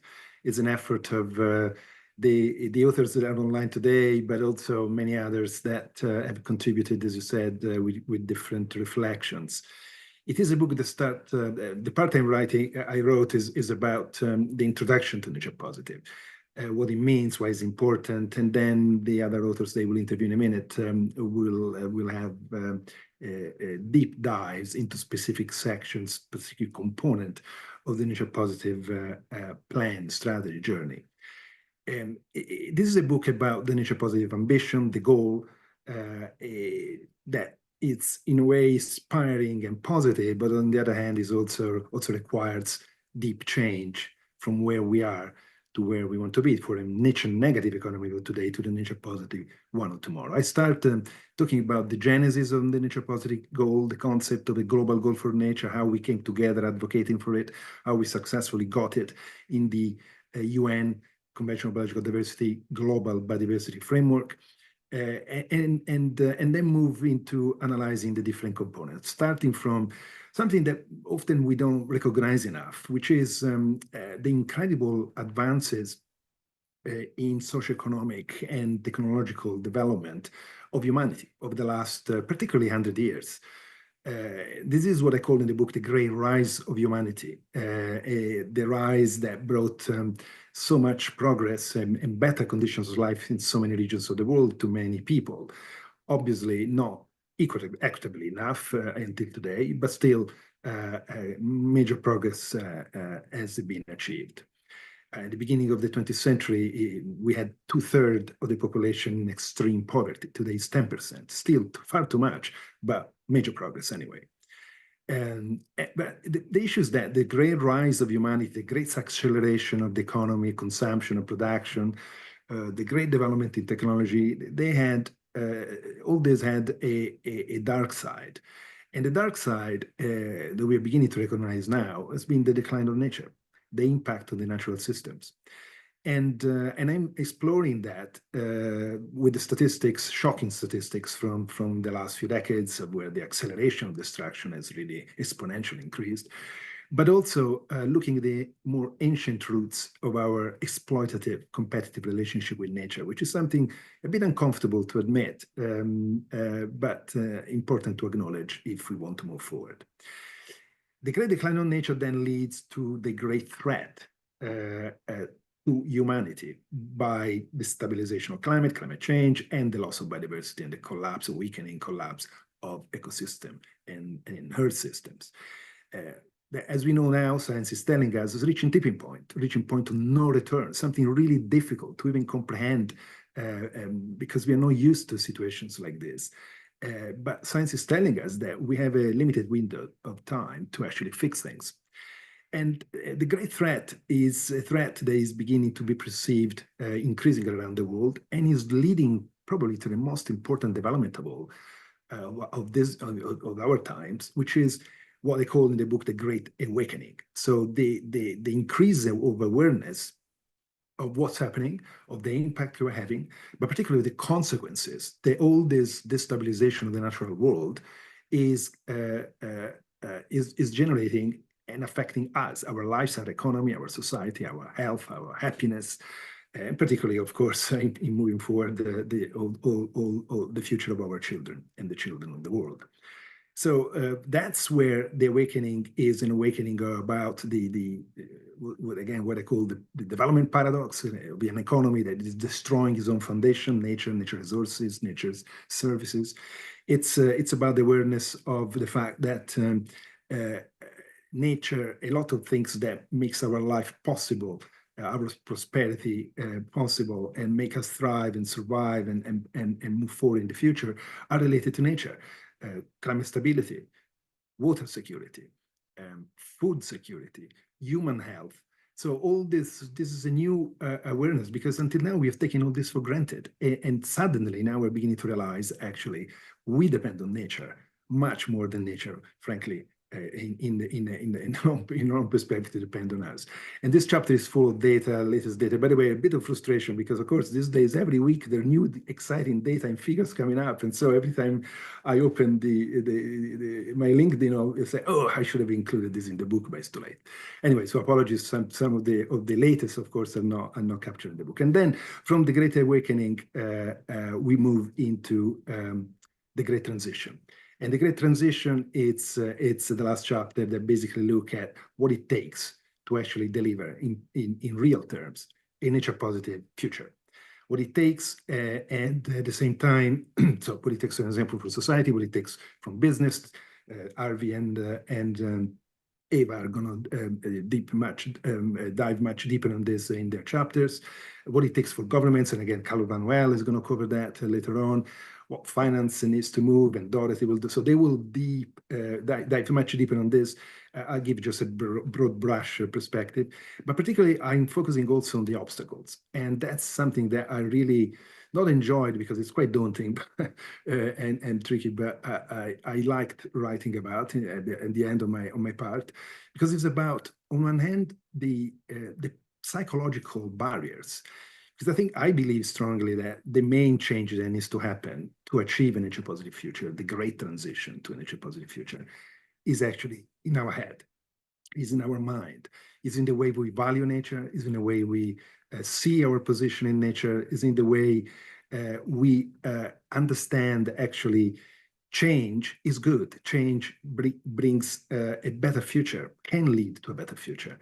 And so these obstacles are psychological in many ways, are related to our short-term way of looking at things, our way short-term of planning, in our lives, including, of course, our economic development. And it is about also our change-averse, which is really change-averse nature, which is really connected to the way we evolved over the hundreds of thousands of years, and it's connected to natural evolution. So how can we overcome these powerful barriers that today are leading to so many different reactions? Depression and anxiety on one hand, biased optimism on the other, denialism in large part of society too. So how can you overcome all this? How can you internalize the threat, the great threat, lead to our great choice of a transition towards nature positive, but in a way where we feel excited? We see actually ourselves building a better future, a future that is safer, is more just, and that's what I'm going to end up. That's the way I'm ending my first part. Got it, Marco. And just very briefly, if you may, just succinctly, how would you say, why is a book on nature positive so important, and why now? Well, it's so important because nature positive on one hand is very ambitious as a goal, but is also so necessary. We know today, and we're increasingly clear, we're the most environmentally aware generation of all times. We understand our impact better than ever before, and science has never been clearer. And Joe will talk to that in a moment. And so this is the time to actually embrace the change. But embrace the change is an exciting way. Embrace the change in a way that where we see ourselves writing the next page of humanity's history in a way that paints and leads to a future which is a safer future, better for all of us, and of course the amazing diversity of life that we have the moral duty to share the planet with. So it's interesting because in the book I also, the other authors talk a lot about the change of perception, where nature on one end taken for granted because it's been always there providing for us without any asking no questions. Now that it's getting weaker, we're beginning to feel the pinch, the cost, the pressure on our own quality of life, economy, and society. So I think this is the time where really we need to look at the future in a positive, exciting way, and the book is trying to send that message of action, message of opportunity, and of a brighter future. Fully agree. Thanks so much, Marco. And we'll hopefully have time to circle back to you once we've heard from the other authors in a bit of Q&A. So I'm not going to turn now to Dr. Joseph Bull so that we can hear a little bit about the science behind Nature Positive. Joe is Associate Professor in the Department of Biology at the University of Oxford, which is a part of the Nature Positive Universities network. Joe is also Director of Wild Business Limited, and he wrote the chapter on the science of Nature Positive. So Joe, as we've said, nature positive is by its very definition grounded in credible, solid science. It has to be. Can you give us a very succinct snapshot, please, of your chapter on the science of nature positive? Yes, of course. Thanks for having me as well today. So the science that I talk about in my chapter is really focused initially on the explicit scientific publications that explore the idea of nature positive itself. And I'm afraid I think my chapter will already be out of date because there's been an explosion in scientific research looking at nature positive as a concept. And that's in terms of nature positive for organizations, striving towards nature positive for economic sectors, for policymakers, how we transition towards a global nature positive economy. You know, the research is coming out at a very rapid rate. But as well as that, what I really want to try and reflect is that this is based on many years, decades, centuries of research in ecology and biology, which provides the foundations for nature positive science. And so, you know, the ideas behind what drives biodiversity trends globally. We know what causes impacts to biodiversity. We know how to measure biodiversity. We know how to model changes in biodiversity, and we know how to kind of implement, for example, practical restoration ecology in lots of cases. So what I try to reflect in my chapter is that there's this explosion in specific nature positive research, which is where we focus, but that this is based on many years of human exploration into ecology and fundamentally biology that underpins that concept. Right. And you mentioned in your chapter that science can answer many of the pressing questions related to achieving a nature positive future, but not everything. So first of all, why is that? And in a nutshell, what other aspects may be critical to operationalizing this future? Well, I think what's important to recognize is that science can tell us, how different ways for measuring biodiversity, different aspects of biodiversity that might be important for human well-being, for ecosystem services, for ecosystem stability, for all these different things. And science can tell us if we do certain things, then these are likely to be the trends or the trajectories in biodiversity. If we modify our production patterns or our consumption patterns, we can predict or we can model what the likely trajectories in biodiversity will be. So these are the kind of questions that science can answer. But what we do know as well is that to move from where we are now towards a regenerative, nature-positive economy will require trade-offs to some extent, trade-offs between different choices around production and consumption, about lifestyles, about policies that governments or intergovernmental agreements implement, and so forth.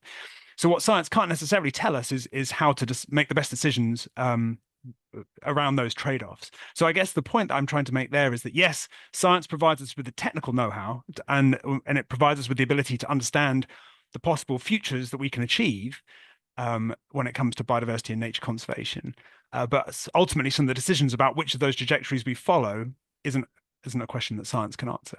Right. Got it. And Joe, you write about the critical role of insects in the intricate web of life. And I wanted to ask you, how worried should we be about insect decline? And how can we better integrate insect life in conservation strategies? Well, first to start by saying I'm not an entomologist. I wish I knew more about insects. But I think that, they're incredibly important. I think, I use them as a focal topic for the chapter, partly because most animals are insects.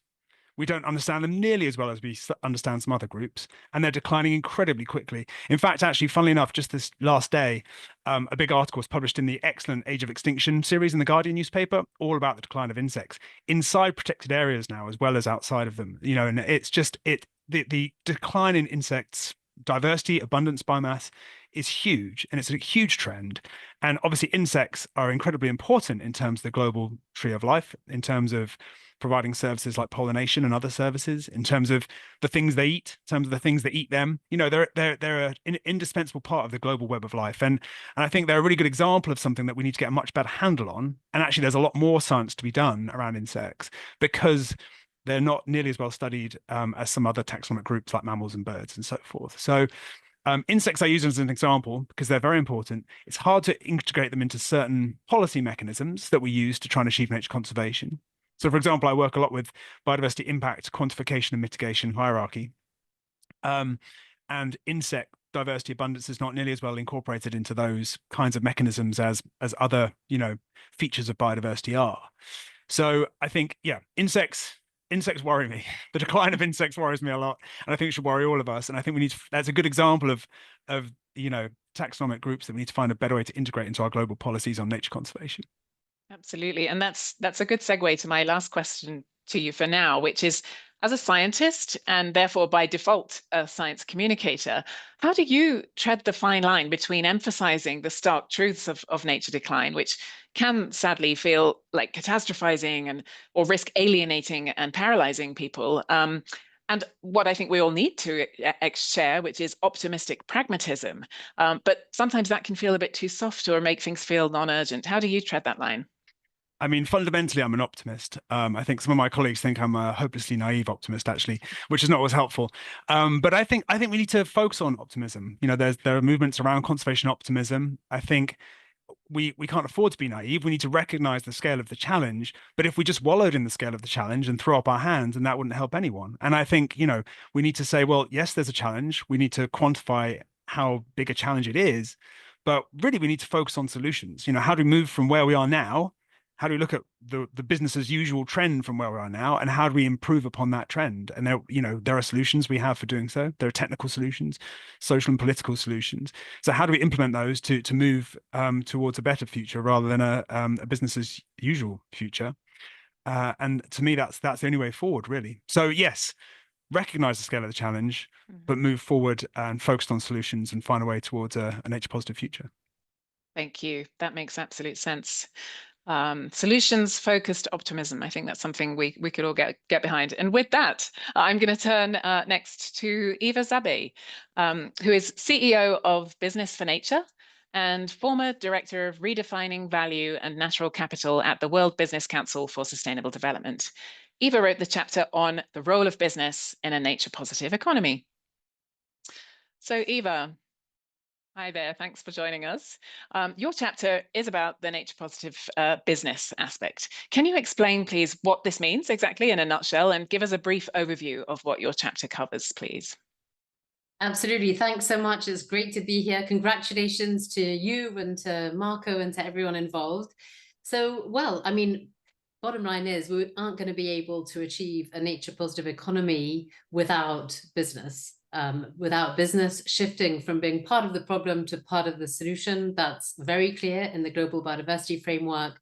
Business action is really incorporated along with other stakeholders that is super important. The chapter around business really looks at that evolution of how nature has moved onto the business agenda from the early days of being very much corporate social responsibility, a very nice to have piece, then to getting towards today's call for more systemic transformation. Of course, it's taken decades to get here, and we have to still go so much further and so much faster.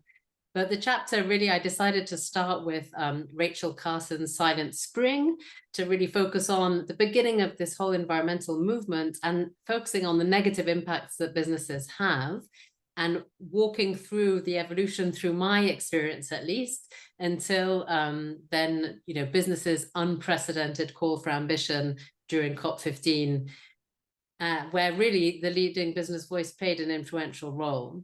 So I was just interested in the Q&A. I'm seeing that Michelle Lai has put in a question about what are those major knowledge gaps within the private sector. And from what we can see is companies are pretty aware of their negative impacts on nature, and they need to take more action for sure. But there are knowledge gaps around the positive impacts that they can have, that business needs to contribute to the restoration, the regeneration agenda much more actively. And they need to understand the dependencies that they have, because a lot of the way that then you understand your dependencies on nature and its services can then lead to increased opportunities and business resilience. And one way of, you know, the question around the solutions is, well, maybe start with what entry point you already have in the company. So it might be human health, it might be climate change, it might be circularity or climate or fresh water. Go in with what is the most obvious piece, material use, whatever it might be. Go in with what makes the most sense, and then help the company expand to understand where there are other relationships with nature that they should be looking at. Absolutely. And maybe building on that, Eva, what actions would you say concretely that businesses, both larger or smaller, can start taking today to contribute towards achieving a nature positive future? Thanks. Well, I think all companies right now of any size, any geography, any sector need to be taking 4 high-level actions, which are assess, commit, transform, and then disclose on all of the above. Assess their most material impacts and dependencies so that they're focusing on the most important ones. Makes sense. Commit to setting targets that are based on science. So you're making sure that your attribution, your contribution is at the right level of scale and influence.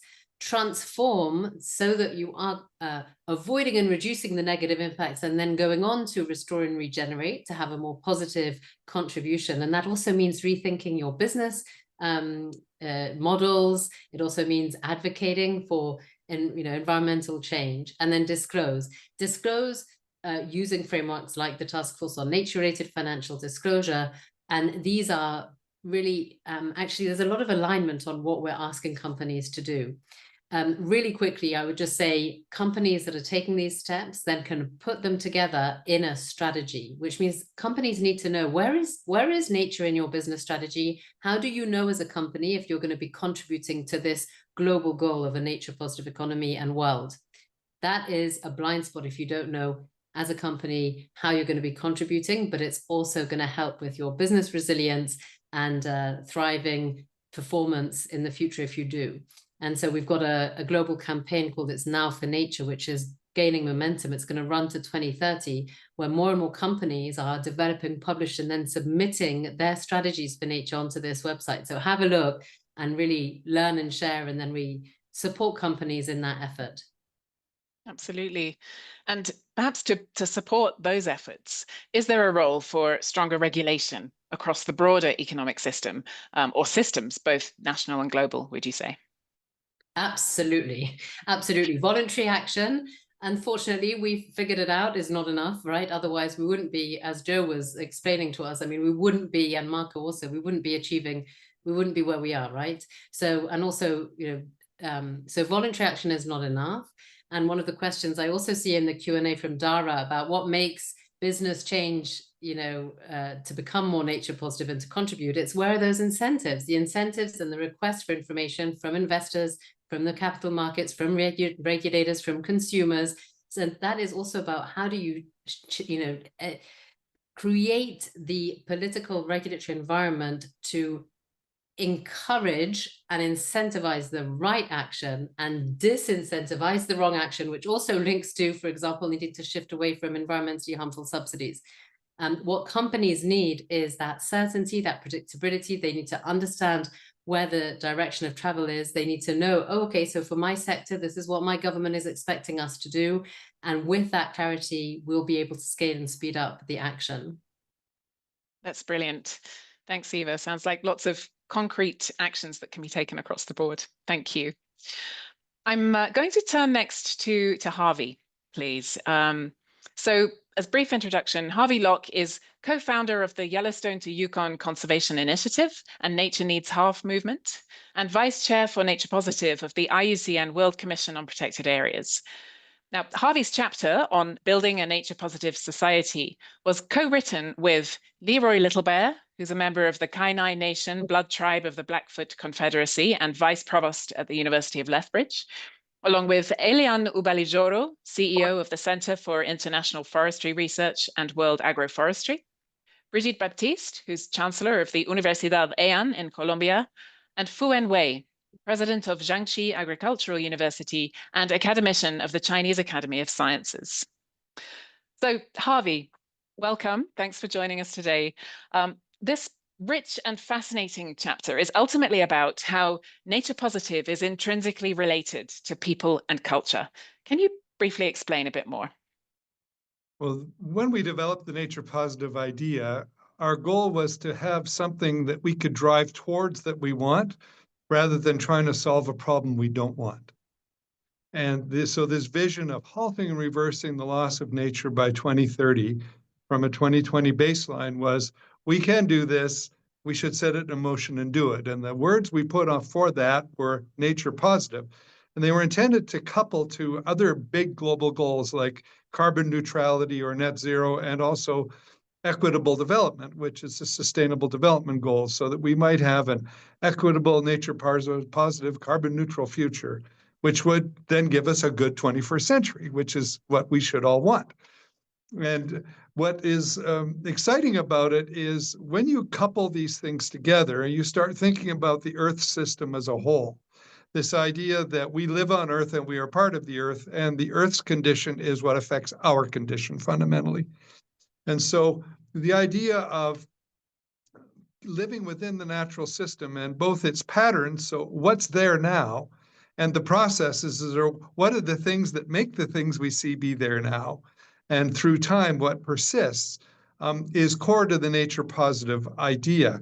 And why that's exciting from a social point of view isn't only that it's very good Western science. We need to think about patterns and processes and how they aggregate to a stable climate and fresh water and all the things that humans cannot live without. But also, it embeds other knowledge systems inherently. And so in the West, we tend to think of ourselves a bit as apart from nature or above nature or nature as object for our use. Other cultures aren't like that. So if you take, for example, traditional Chinese Taoist thinking, in the Tao begets the reason for being, the one begets the two, that's the yin and yang, and then there's the three, which is the yin, yang, and qi, which is energy, and then the three beget the 10,000, and heaven, earth, and I were all born at the same time. In other words, we are all part of the same thing. Indigenous people, the chapter, the participant Leroy Littlebear and the co-authoring is, Indigenous people do not distinguish between the living world and the non-living world. To them, everything is living. There is no abiotic or biotic. There is just all things are alive, all things are moving. We are in relationship with everything. And these concepts align also with traditional African thought. The concept of Ubuntu, I am because you are, and this broader concept of Hantu, which is all things are in motion and alive. And similarly, we find that our science in the West is saying that's true. So the hope is, and the dream is, that if we drive for a nature positive world in which the capacity for life to be the relationship between all things, the recognition of our deeply embedded role in nature and as participants in nature who have to live within nature's means, or in scientific terms, within planetary boundaries. If we go about living that way in the 21st century, it will be a good living. It will be a good life, and it will be one that actually aligns with traditional ways that many people have seen the world. And so it's not one culture telling other cultures what to do, but it's rather us fashioning together the future that we want across many cultures. And so we could have a nature positive society in a world that's carbon neutral and also equitable. So it's also a dream as well as a scientific goal. Yes, absolutely. And we often say that nature positive also means people positive. And your chapter eloquently describes how a truly nature positive society must be one that achieves harmony between humanity and nature. Could you perhaps give us some examples of what this means in practice, please? Sure. Well, people positive is inherently dependent on the natural world functioning. So this is a really important point. There's not a competition between humanity and nature for who wins, because we know the answer to that is nature will win without humanity. Humanity has to participate with nature in society if we're going to have a livable future. It's just that simple. Anything else is confusion. And so what we can do, and we have, for example, agreed as a world to a robust global biodiversity framework. This is an agreement to halt and reverse the loss of nature by 2030, which is exactly what Nature Positive is about. It's got targets like protecting at least 30% of the world, bringing the climate and nature together as a whole, restoring 30% of degraded areas. These are sort of spatial targets or physical targets that we might do, stop extinction. These are very scientific things. But fundamentally, if we can shift our society towards the things that we want. So, for example, regenerative agriculture that can generate food supplies, but also generate more environmental benefits. If we can, for example, we need to keep the Amazon rainforest standing, which means we cannot clear more than 20% of it, and we've cleared 17% of it. If we don't stop that and, in fact, reverse it, we are going to see a huge impact on humanity, crop losses, food supply shortages, economic big problems. We don't have to experience those. We can just simply say, enough, let's go backwards. Let's stop and not go backwards, but let's recognize what we're doing and imagine something else. And I really believe we can do that. That's brilliant. Thank you so much, Harvey. Appreciate it. With an eye on the clock, I'm going to move now to Dorothy, if that's all right with everyone. So Dorothy Maseke is head of the African Natural Capital Alliance and Africa lead for nature finance at the Financial Sector Deepening Network Africa. Dorothy wrote the Nature Positive Finance chapter of Becoming Nature Positive. So Dorothy, thanks for joining us today as well. Global goals and ambitious plans, and we've been hearing already quite a lot about them and why they're so important, cannot possibly be achieved without sufficient funding. And your chapter looks at this critical financial aspect of achieving nature positive. Can you give us the elevator pitch of your chapter, please? Wow, that's a hard one, but I'll try. So becoming nature positive is essentially a rallying call for our planet. But as you've indicated, these global goals and what you've really spoken about, the nature positive goal, will not get far without the money to make this real. And so my chapter tackles a critical question of how do we finance a nature positive future at scale and with speed. And I also explore the emerging world of nature markets, the role of blended finance, the role of innovative financial instruments that not only protect and restore ecosystems, but also generate real economic value. I write about the need to reimagine our relationship with nature, the need to rewire our global financial system in a manner that serves both people and nature. And one thing that comes out key is that financial flows on nature must shift, and like I said, at scale. But they also need to shift in ways that are inclusive, ways that are equitable, and ways that are rooted in the lived realities of people everywhere. And, you know, one aspect that comes through is that when all these are designed with intention, then finance becomes, you know, a force for regeneration, a force for resilience, and most importantly, a force for shared prosperity. I cover aspects to do with biodiversity credits, carbon credits, of course, which is, you know, more tested. I cover sovereign debt solutions. Essentially, I try to show how aligning capital with nature can unlock development, can ensure resilience, and can lead to dignity. But then I finish off again by concluding that as we advance in this field of nature finance, and as Joe had highlighted earlier, even as I speak now, part of this chapter has been outdated because there's a lot that is happening on a day-to-day basis. But the most important thing is that a comprehensive approach that builds an environment conducive to investments, one that aligns all these financial flows and all these financial instruments, you know, with ecological health, then we can create the world that, you know, we want. But more importantly, the world that we need. Absolutely. And when we think about nature finance, we often think of it as perhaps a relatively new concept, but conservation finance has striking historical roots, as your chapter shows, showing socially and environmentally motivated investment going back, in fact, centuries. Could you maybe very briefly highlight some examples and give us a sense of why this inspires you? Yeah, so when I started writing out my chapter, in fact, my first header, because of course I'd been doing a lot of research, I'd been doing a lot of reading, I'd been speaking to so many people. And of course, based on the work that we're doing within, you know, in this particular space, my chapter started with, "There is nothing new under the sun."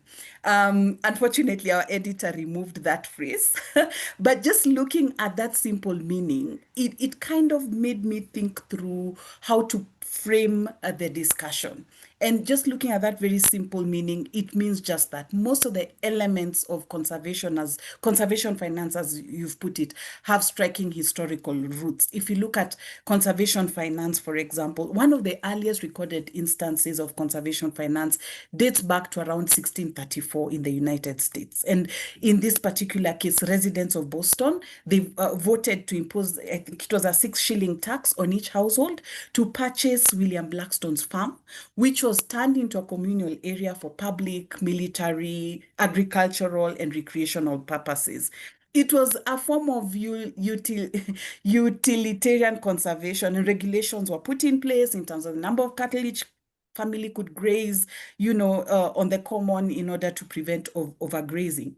So this is a very early example of a self-governing community that chose to invest in an open space for both public and private benefit. And, you know, Yellowstone, I really appreciate you having with the work that you're doing there. Yellowstone National Park, established as is actually recognized as I think one of the world's first national parks. And just looking at what has been done to protect that area, to protect that park. And then there's the whole aspect of socially responsible investing, and a forerunner to, of course, modern impact investing, which can be traced back to the concept of Zedek, which essentially means justice and equality, as outlined in Jewish law. And there's a lot. In fact, you know, when going through the chapter, you will even see as early as 1984, that then it was called the World Wildlife Fund, you know, had this debt for nature swap to bolster conservation efforts in developing countries. In 1987, you already see some transactions with Conservation International. So it dates back to a long time ago. That's super inspiring and encouraging. That's fantastic. Thanks so much, Dorothy. I'm going to switch now, if I may, to Carlos Manuel, who is joining us along with his co-author. So Carlos Manuel Rodriguez, who is CEO and chairperson of the Global Environment Facility and a former Environment and Energy Minister of Costa Rica, wrote the chapter on nature-positive governance, co-written with Sonia Sabita Tilak-Singh, who is the Jeff's Data and Analytics Division lead and senior advisor to the CEO. Welcome to you both. Thank you, Jim. And let me interrupt you just 1 second, because I want to say talk about insects. This is very interesting.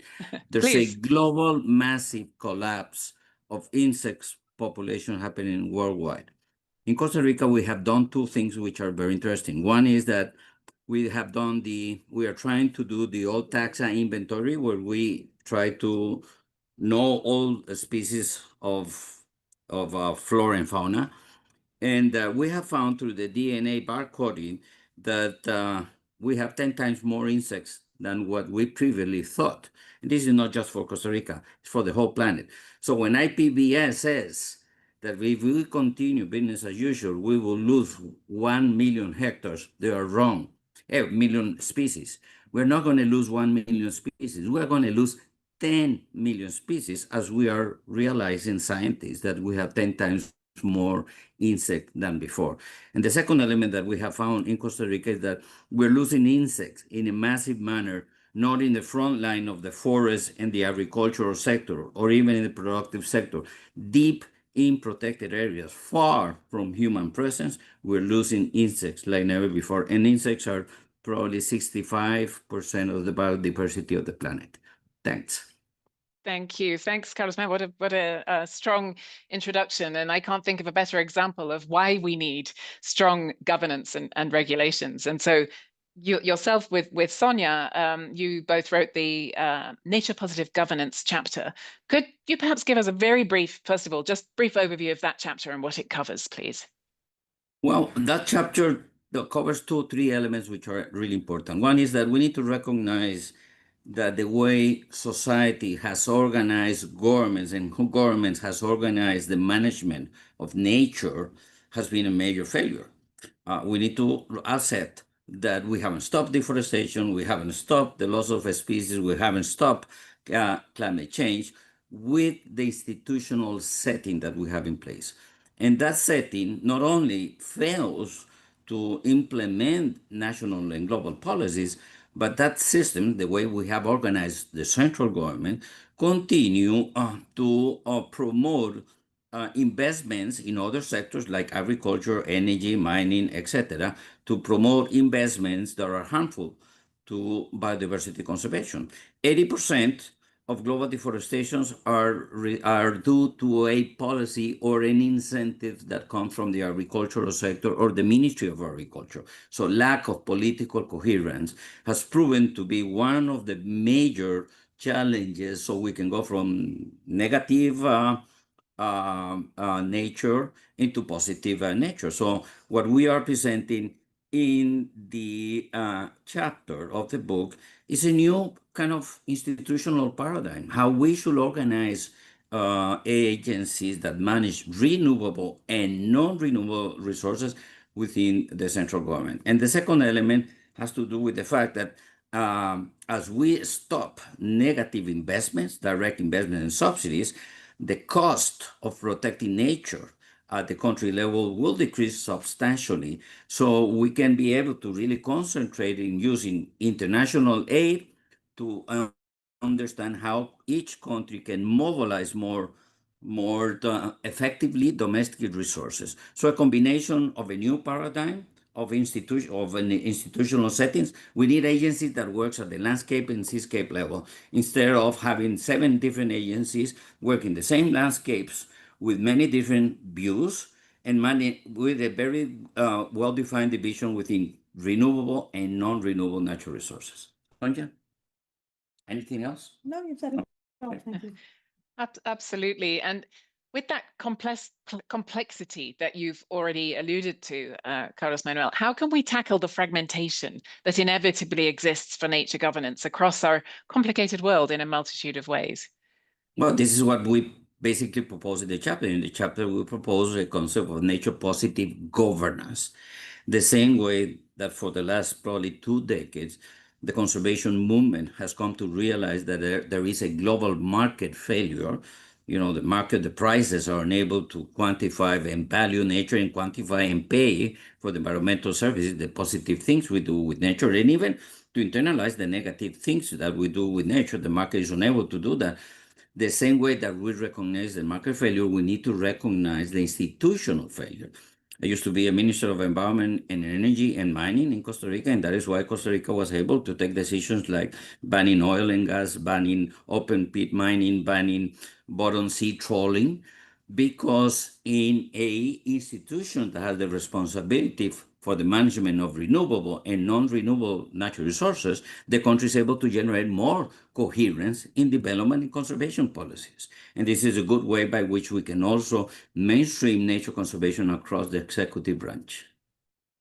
Absolutely. And just lastly, if I may, for now, what would you say are some top priority guiding principles for nature positive governance going forward? Well, at this point, 3 things are important. One is that we recognize that this is a problem, and it's a problem that we need to do. We are not going to solve the sustainability, the aspiration to become nature positive with the same institutional setting that in first place has created the problem that we want to solve. This is the basic first step. The second step is generate the right political dialogues to really understand how do we bring political consensus at the country level around what do we do in the Ministry of Agriculture and the Ministry of Environment managing biodiversity, because agriculture manages biodiversity. This is domesticated biodiversity, and the Ministries of Environment, they work with the wild biodiversity. Why we make such a big difference if we're working with biodiversity in the same landscape with the same stakeholders? So these are the kind of political discussions that are needed. And the third discussion is mapping all the perverse incentives that are in place and come up with plans so we can repurpose many of them, phase out some of them, and come up with a set of incentives that can take us from being nature negative into nature positive. So the chapter talks about the enabling conditions that we have at the country level, or the need of enabling conditions for political dialogues. So countries recognize that they got an issue of political incoherence, and they need to align all the public and private investment with the CBD, Global Biodiversity Framework. And if I may add to that, just the importance of policy coherence at a number of levels. Policy coherence as a topic has received a lot of international attention of late. And what the chapter does is position policy coherence at the domestic and the international level within the framework of nature positive governance. It's a tall order, but as Carlos Manuel said, unless we achieve nature positive governance, nature positive itself, we will have a hard road. Nature positive governance is the underlying baseline condition for achieving nature positive. Thank you. Absolutely. No, that's an excellent point. Thanks so much, Sonia and Carlos Manuel. Plenty of food for thought there from all of our authors. And before we move to questions from the virtual floor, thank you to everybody online for popping questions in the Q&A box. We first want to quickly turn to everybody in our online audience and ask you to please share in one word, just one word if you can, what does nature positive mean to you? Hopefully you have a smartphone handy. Please scan the QR code that you see on screen and enter your word or several words if you wish into Slido, and we'll see the result in just a moment as a word cloud. So our colleagues will also post the link in the chat. So good. For now then, let's move on to our audience question and answer segment, when we'll be taking some questions from online participants and hopefully get a bit of conversation in our last minutes of the book launch today. So first of all, there's been some interesting questions around geopolitics, and Dara Krobpfeifer has asked how the current geopolitical tensions challenge the global pathway to a nature positive world. And I think that that's something we could discuss for another hour or more among all of us. But I'm going to put that first perhaps to Eva, if I may, in case you have anything to add on that point first, please. The elephant in the room, if you want, as a question that we need to definitely not ignore. this whole conversation is in the backdrop of geopolitical uncertainty, fragmentation that it brings. But I think that what is really helpful is, and important at least for me, is to take a few steps back and look at the journey that we're on, because compared to 5-10 years ago, nature was not as high up the business political agenda as it is now. So we've definitely been able to progress. And I know Mark and Robin were putting some really important, thoughtful questions in the chat as well. We've been able to progress enough so that actually, do you know what? It's material enough to push back on. So what does that mean? Now we need to strengthen our arguments. We need to bypass some of the complexity, some of the what can be seen as very elitist global North narrative, and come then have a direct relationship with people who then will understand the benefit of fresh water, of soil health, of forests, etc. And I just feel like there's this is the next phase of a journey. It is not a complete scale back and pause all efforts. This is a regroup and continue in this next phase, which is just going to be requiring more maturity and more action and much sharper arguments. And can I just say that also watering down or pushing back on regulation will not magically make the fundamental dependencies we've been talking about today from nature disappear. They'll still be there, it's just they won't be visible, and we won't be making the right, better informed decisions with that information flowing. Absolutely. No, thanks, Eva. And I think you've answered a couple of questions we had on this. Robin Pomeroy also was quite pointed asking about if the political and business backlash against ESG means this is not a good time to launch for nature positivity, and how you respond to the current geopolitical moment we're in. So indeed. Thank you. Yeah, I was just going to really super quick on the investor side and the financial insight. I'm sure Dorothy would also like to react. But once again, you look at the trajectory. 5-10 years ago, you did not have investors calling for information. So we're on that trajectory. We need to continue on that path and not give up now, but rather use this momentum. Absolutely. Dorothy, maybe you want to add something there. Yeah, so very quickly, and I'll add more when I answer the other question that is on the chat. But essentially, investors are asking the right questions. And many times, as businesses and as, let me say, as project developers, they're not necessarily able to provide the answers because they're not able to prove the return that these investors are looking for from a financing perspective. But the questions are being asked, which is a good thing, and which means they're actually at the table and there's interest. And that's the aspect that we need to bridge in terms of what investors are looking for and the solutions that are available, either by projects or by businesses. Absolutely. And perhaps, Dorothy, just sticking with you for 1 minute, if we can. Namrata Dentan is asking how innovative financing mechanisms like blue bonds and coral reef bonds can be scaled effectively between coordinated efforts across public and private sectors. Would you have anything to add on that? Yes, very quickly. I think I'll cover two aspects. So they need to strengthen public-private coordination. So there are public sector roles, and this would include de-risking investments either through first loss capital guarantees or even political risk insurance, because then you provide the environment for any investor to come in. Of course, setting the policy signals also comes out as quite critical, and that is also tied with regulation. In terms of the private sector roles, there's, like I mentioned, they need to design and structure investable products that meet these investor requirements to do with return, investor requirements to do with scalability, with risk-adjusted aspects, and of course, transparency in reporting. And then there's a need, finally, to embed local communities and civil society, because everything must be inclusive and community-rooted.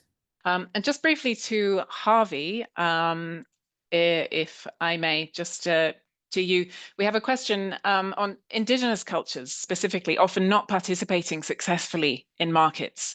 How do we reconcile that? Briefly, if you may, please. Harvey is maybe not able to. I'm unmuted now, I think. Okay, go ahead, Harvey. Yeah, so it's a really important question, because indigenous peoples, there are a lot of indigenous peoples in a lot of ways. There are some indigenous peoples who are very successful actively participating in the current market frameworks of the world, and we shouldn't forget that.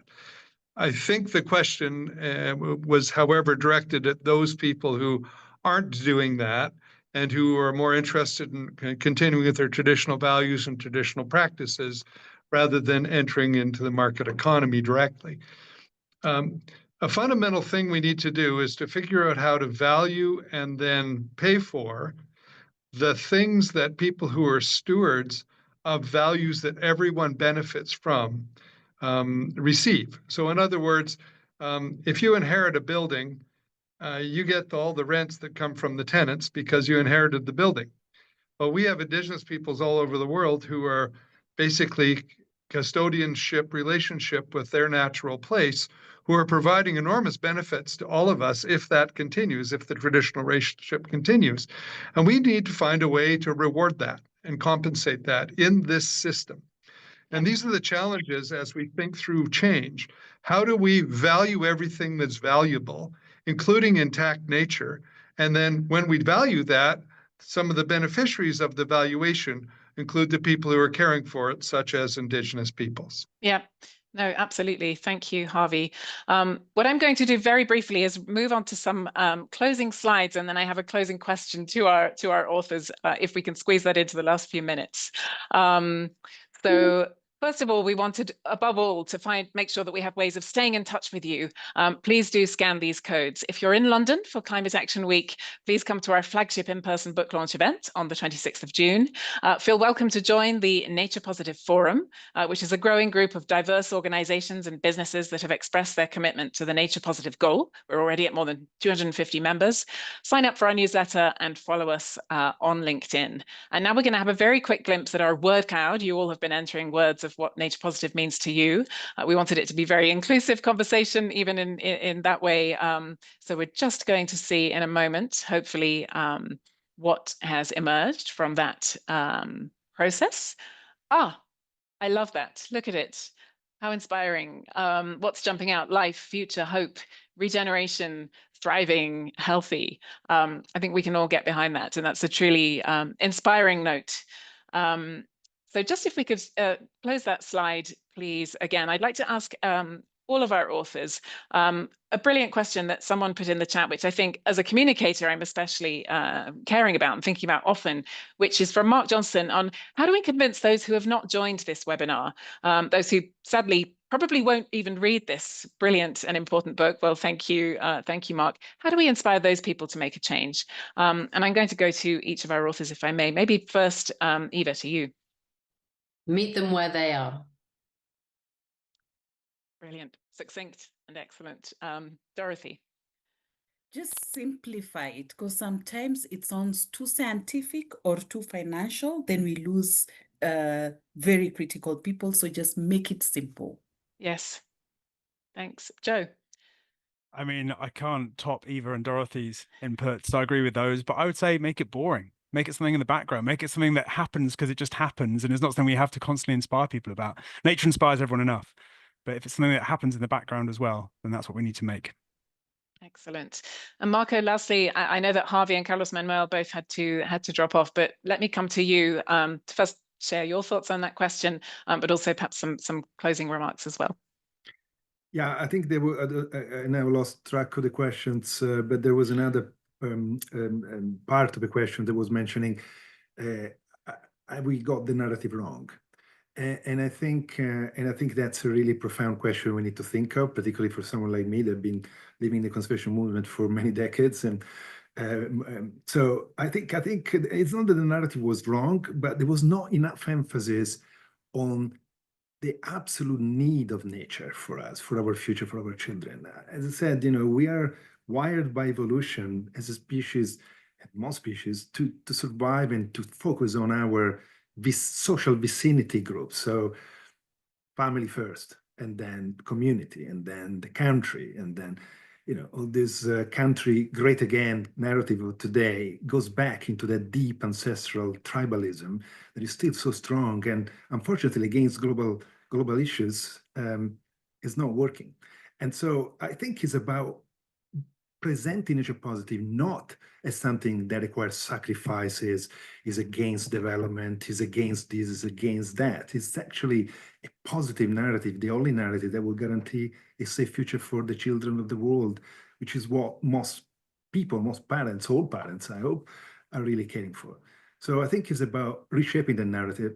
And I'm so glad to see future in the middle of that word cloud, because I think that's really the core of our new narrative. Absolutely. Thanks, Marco. Super inspiring.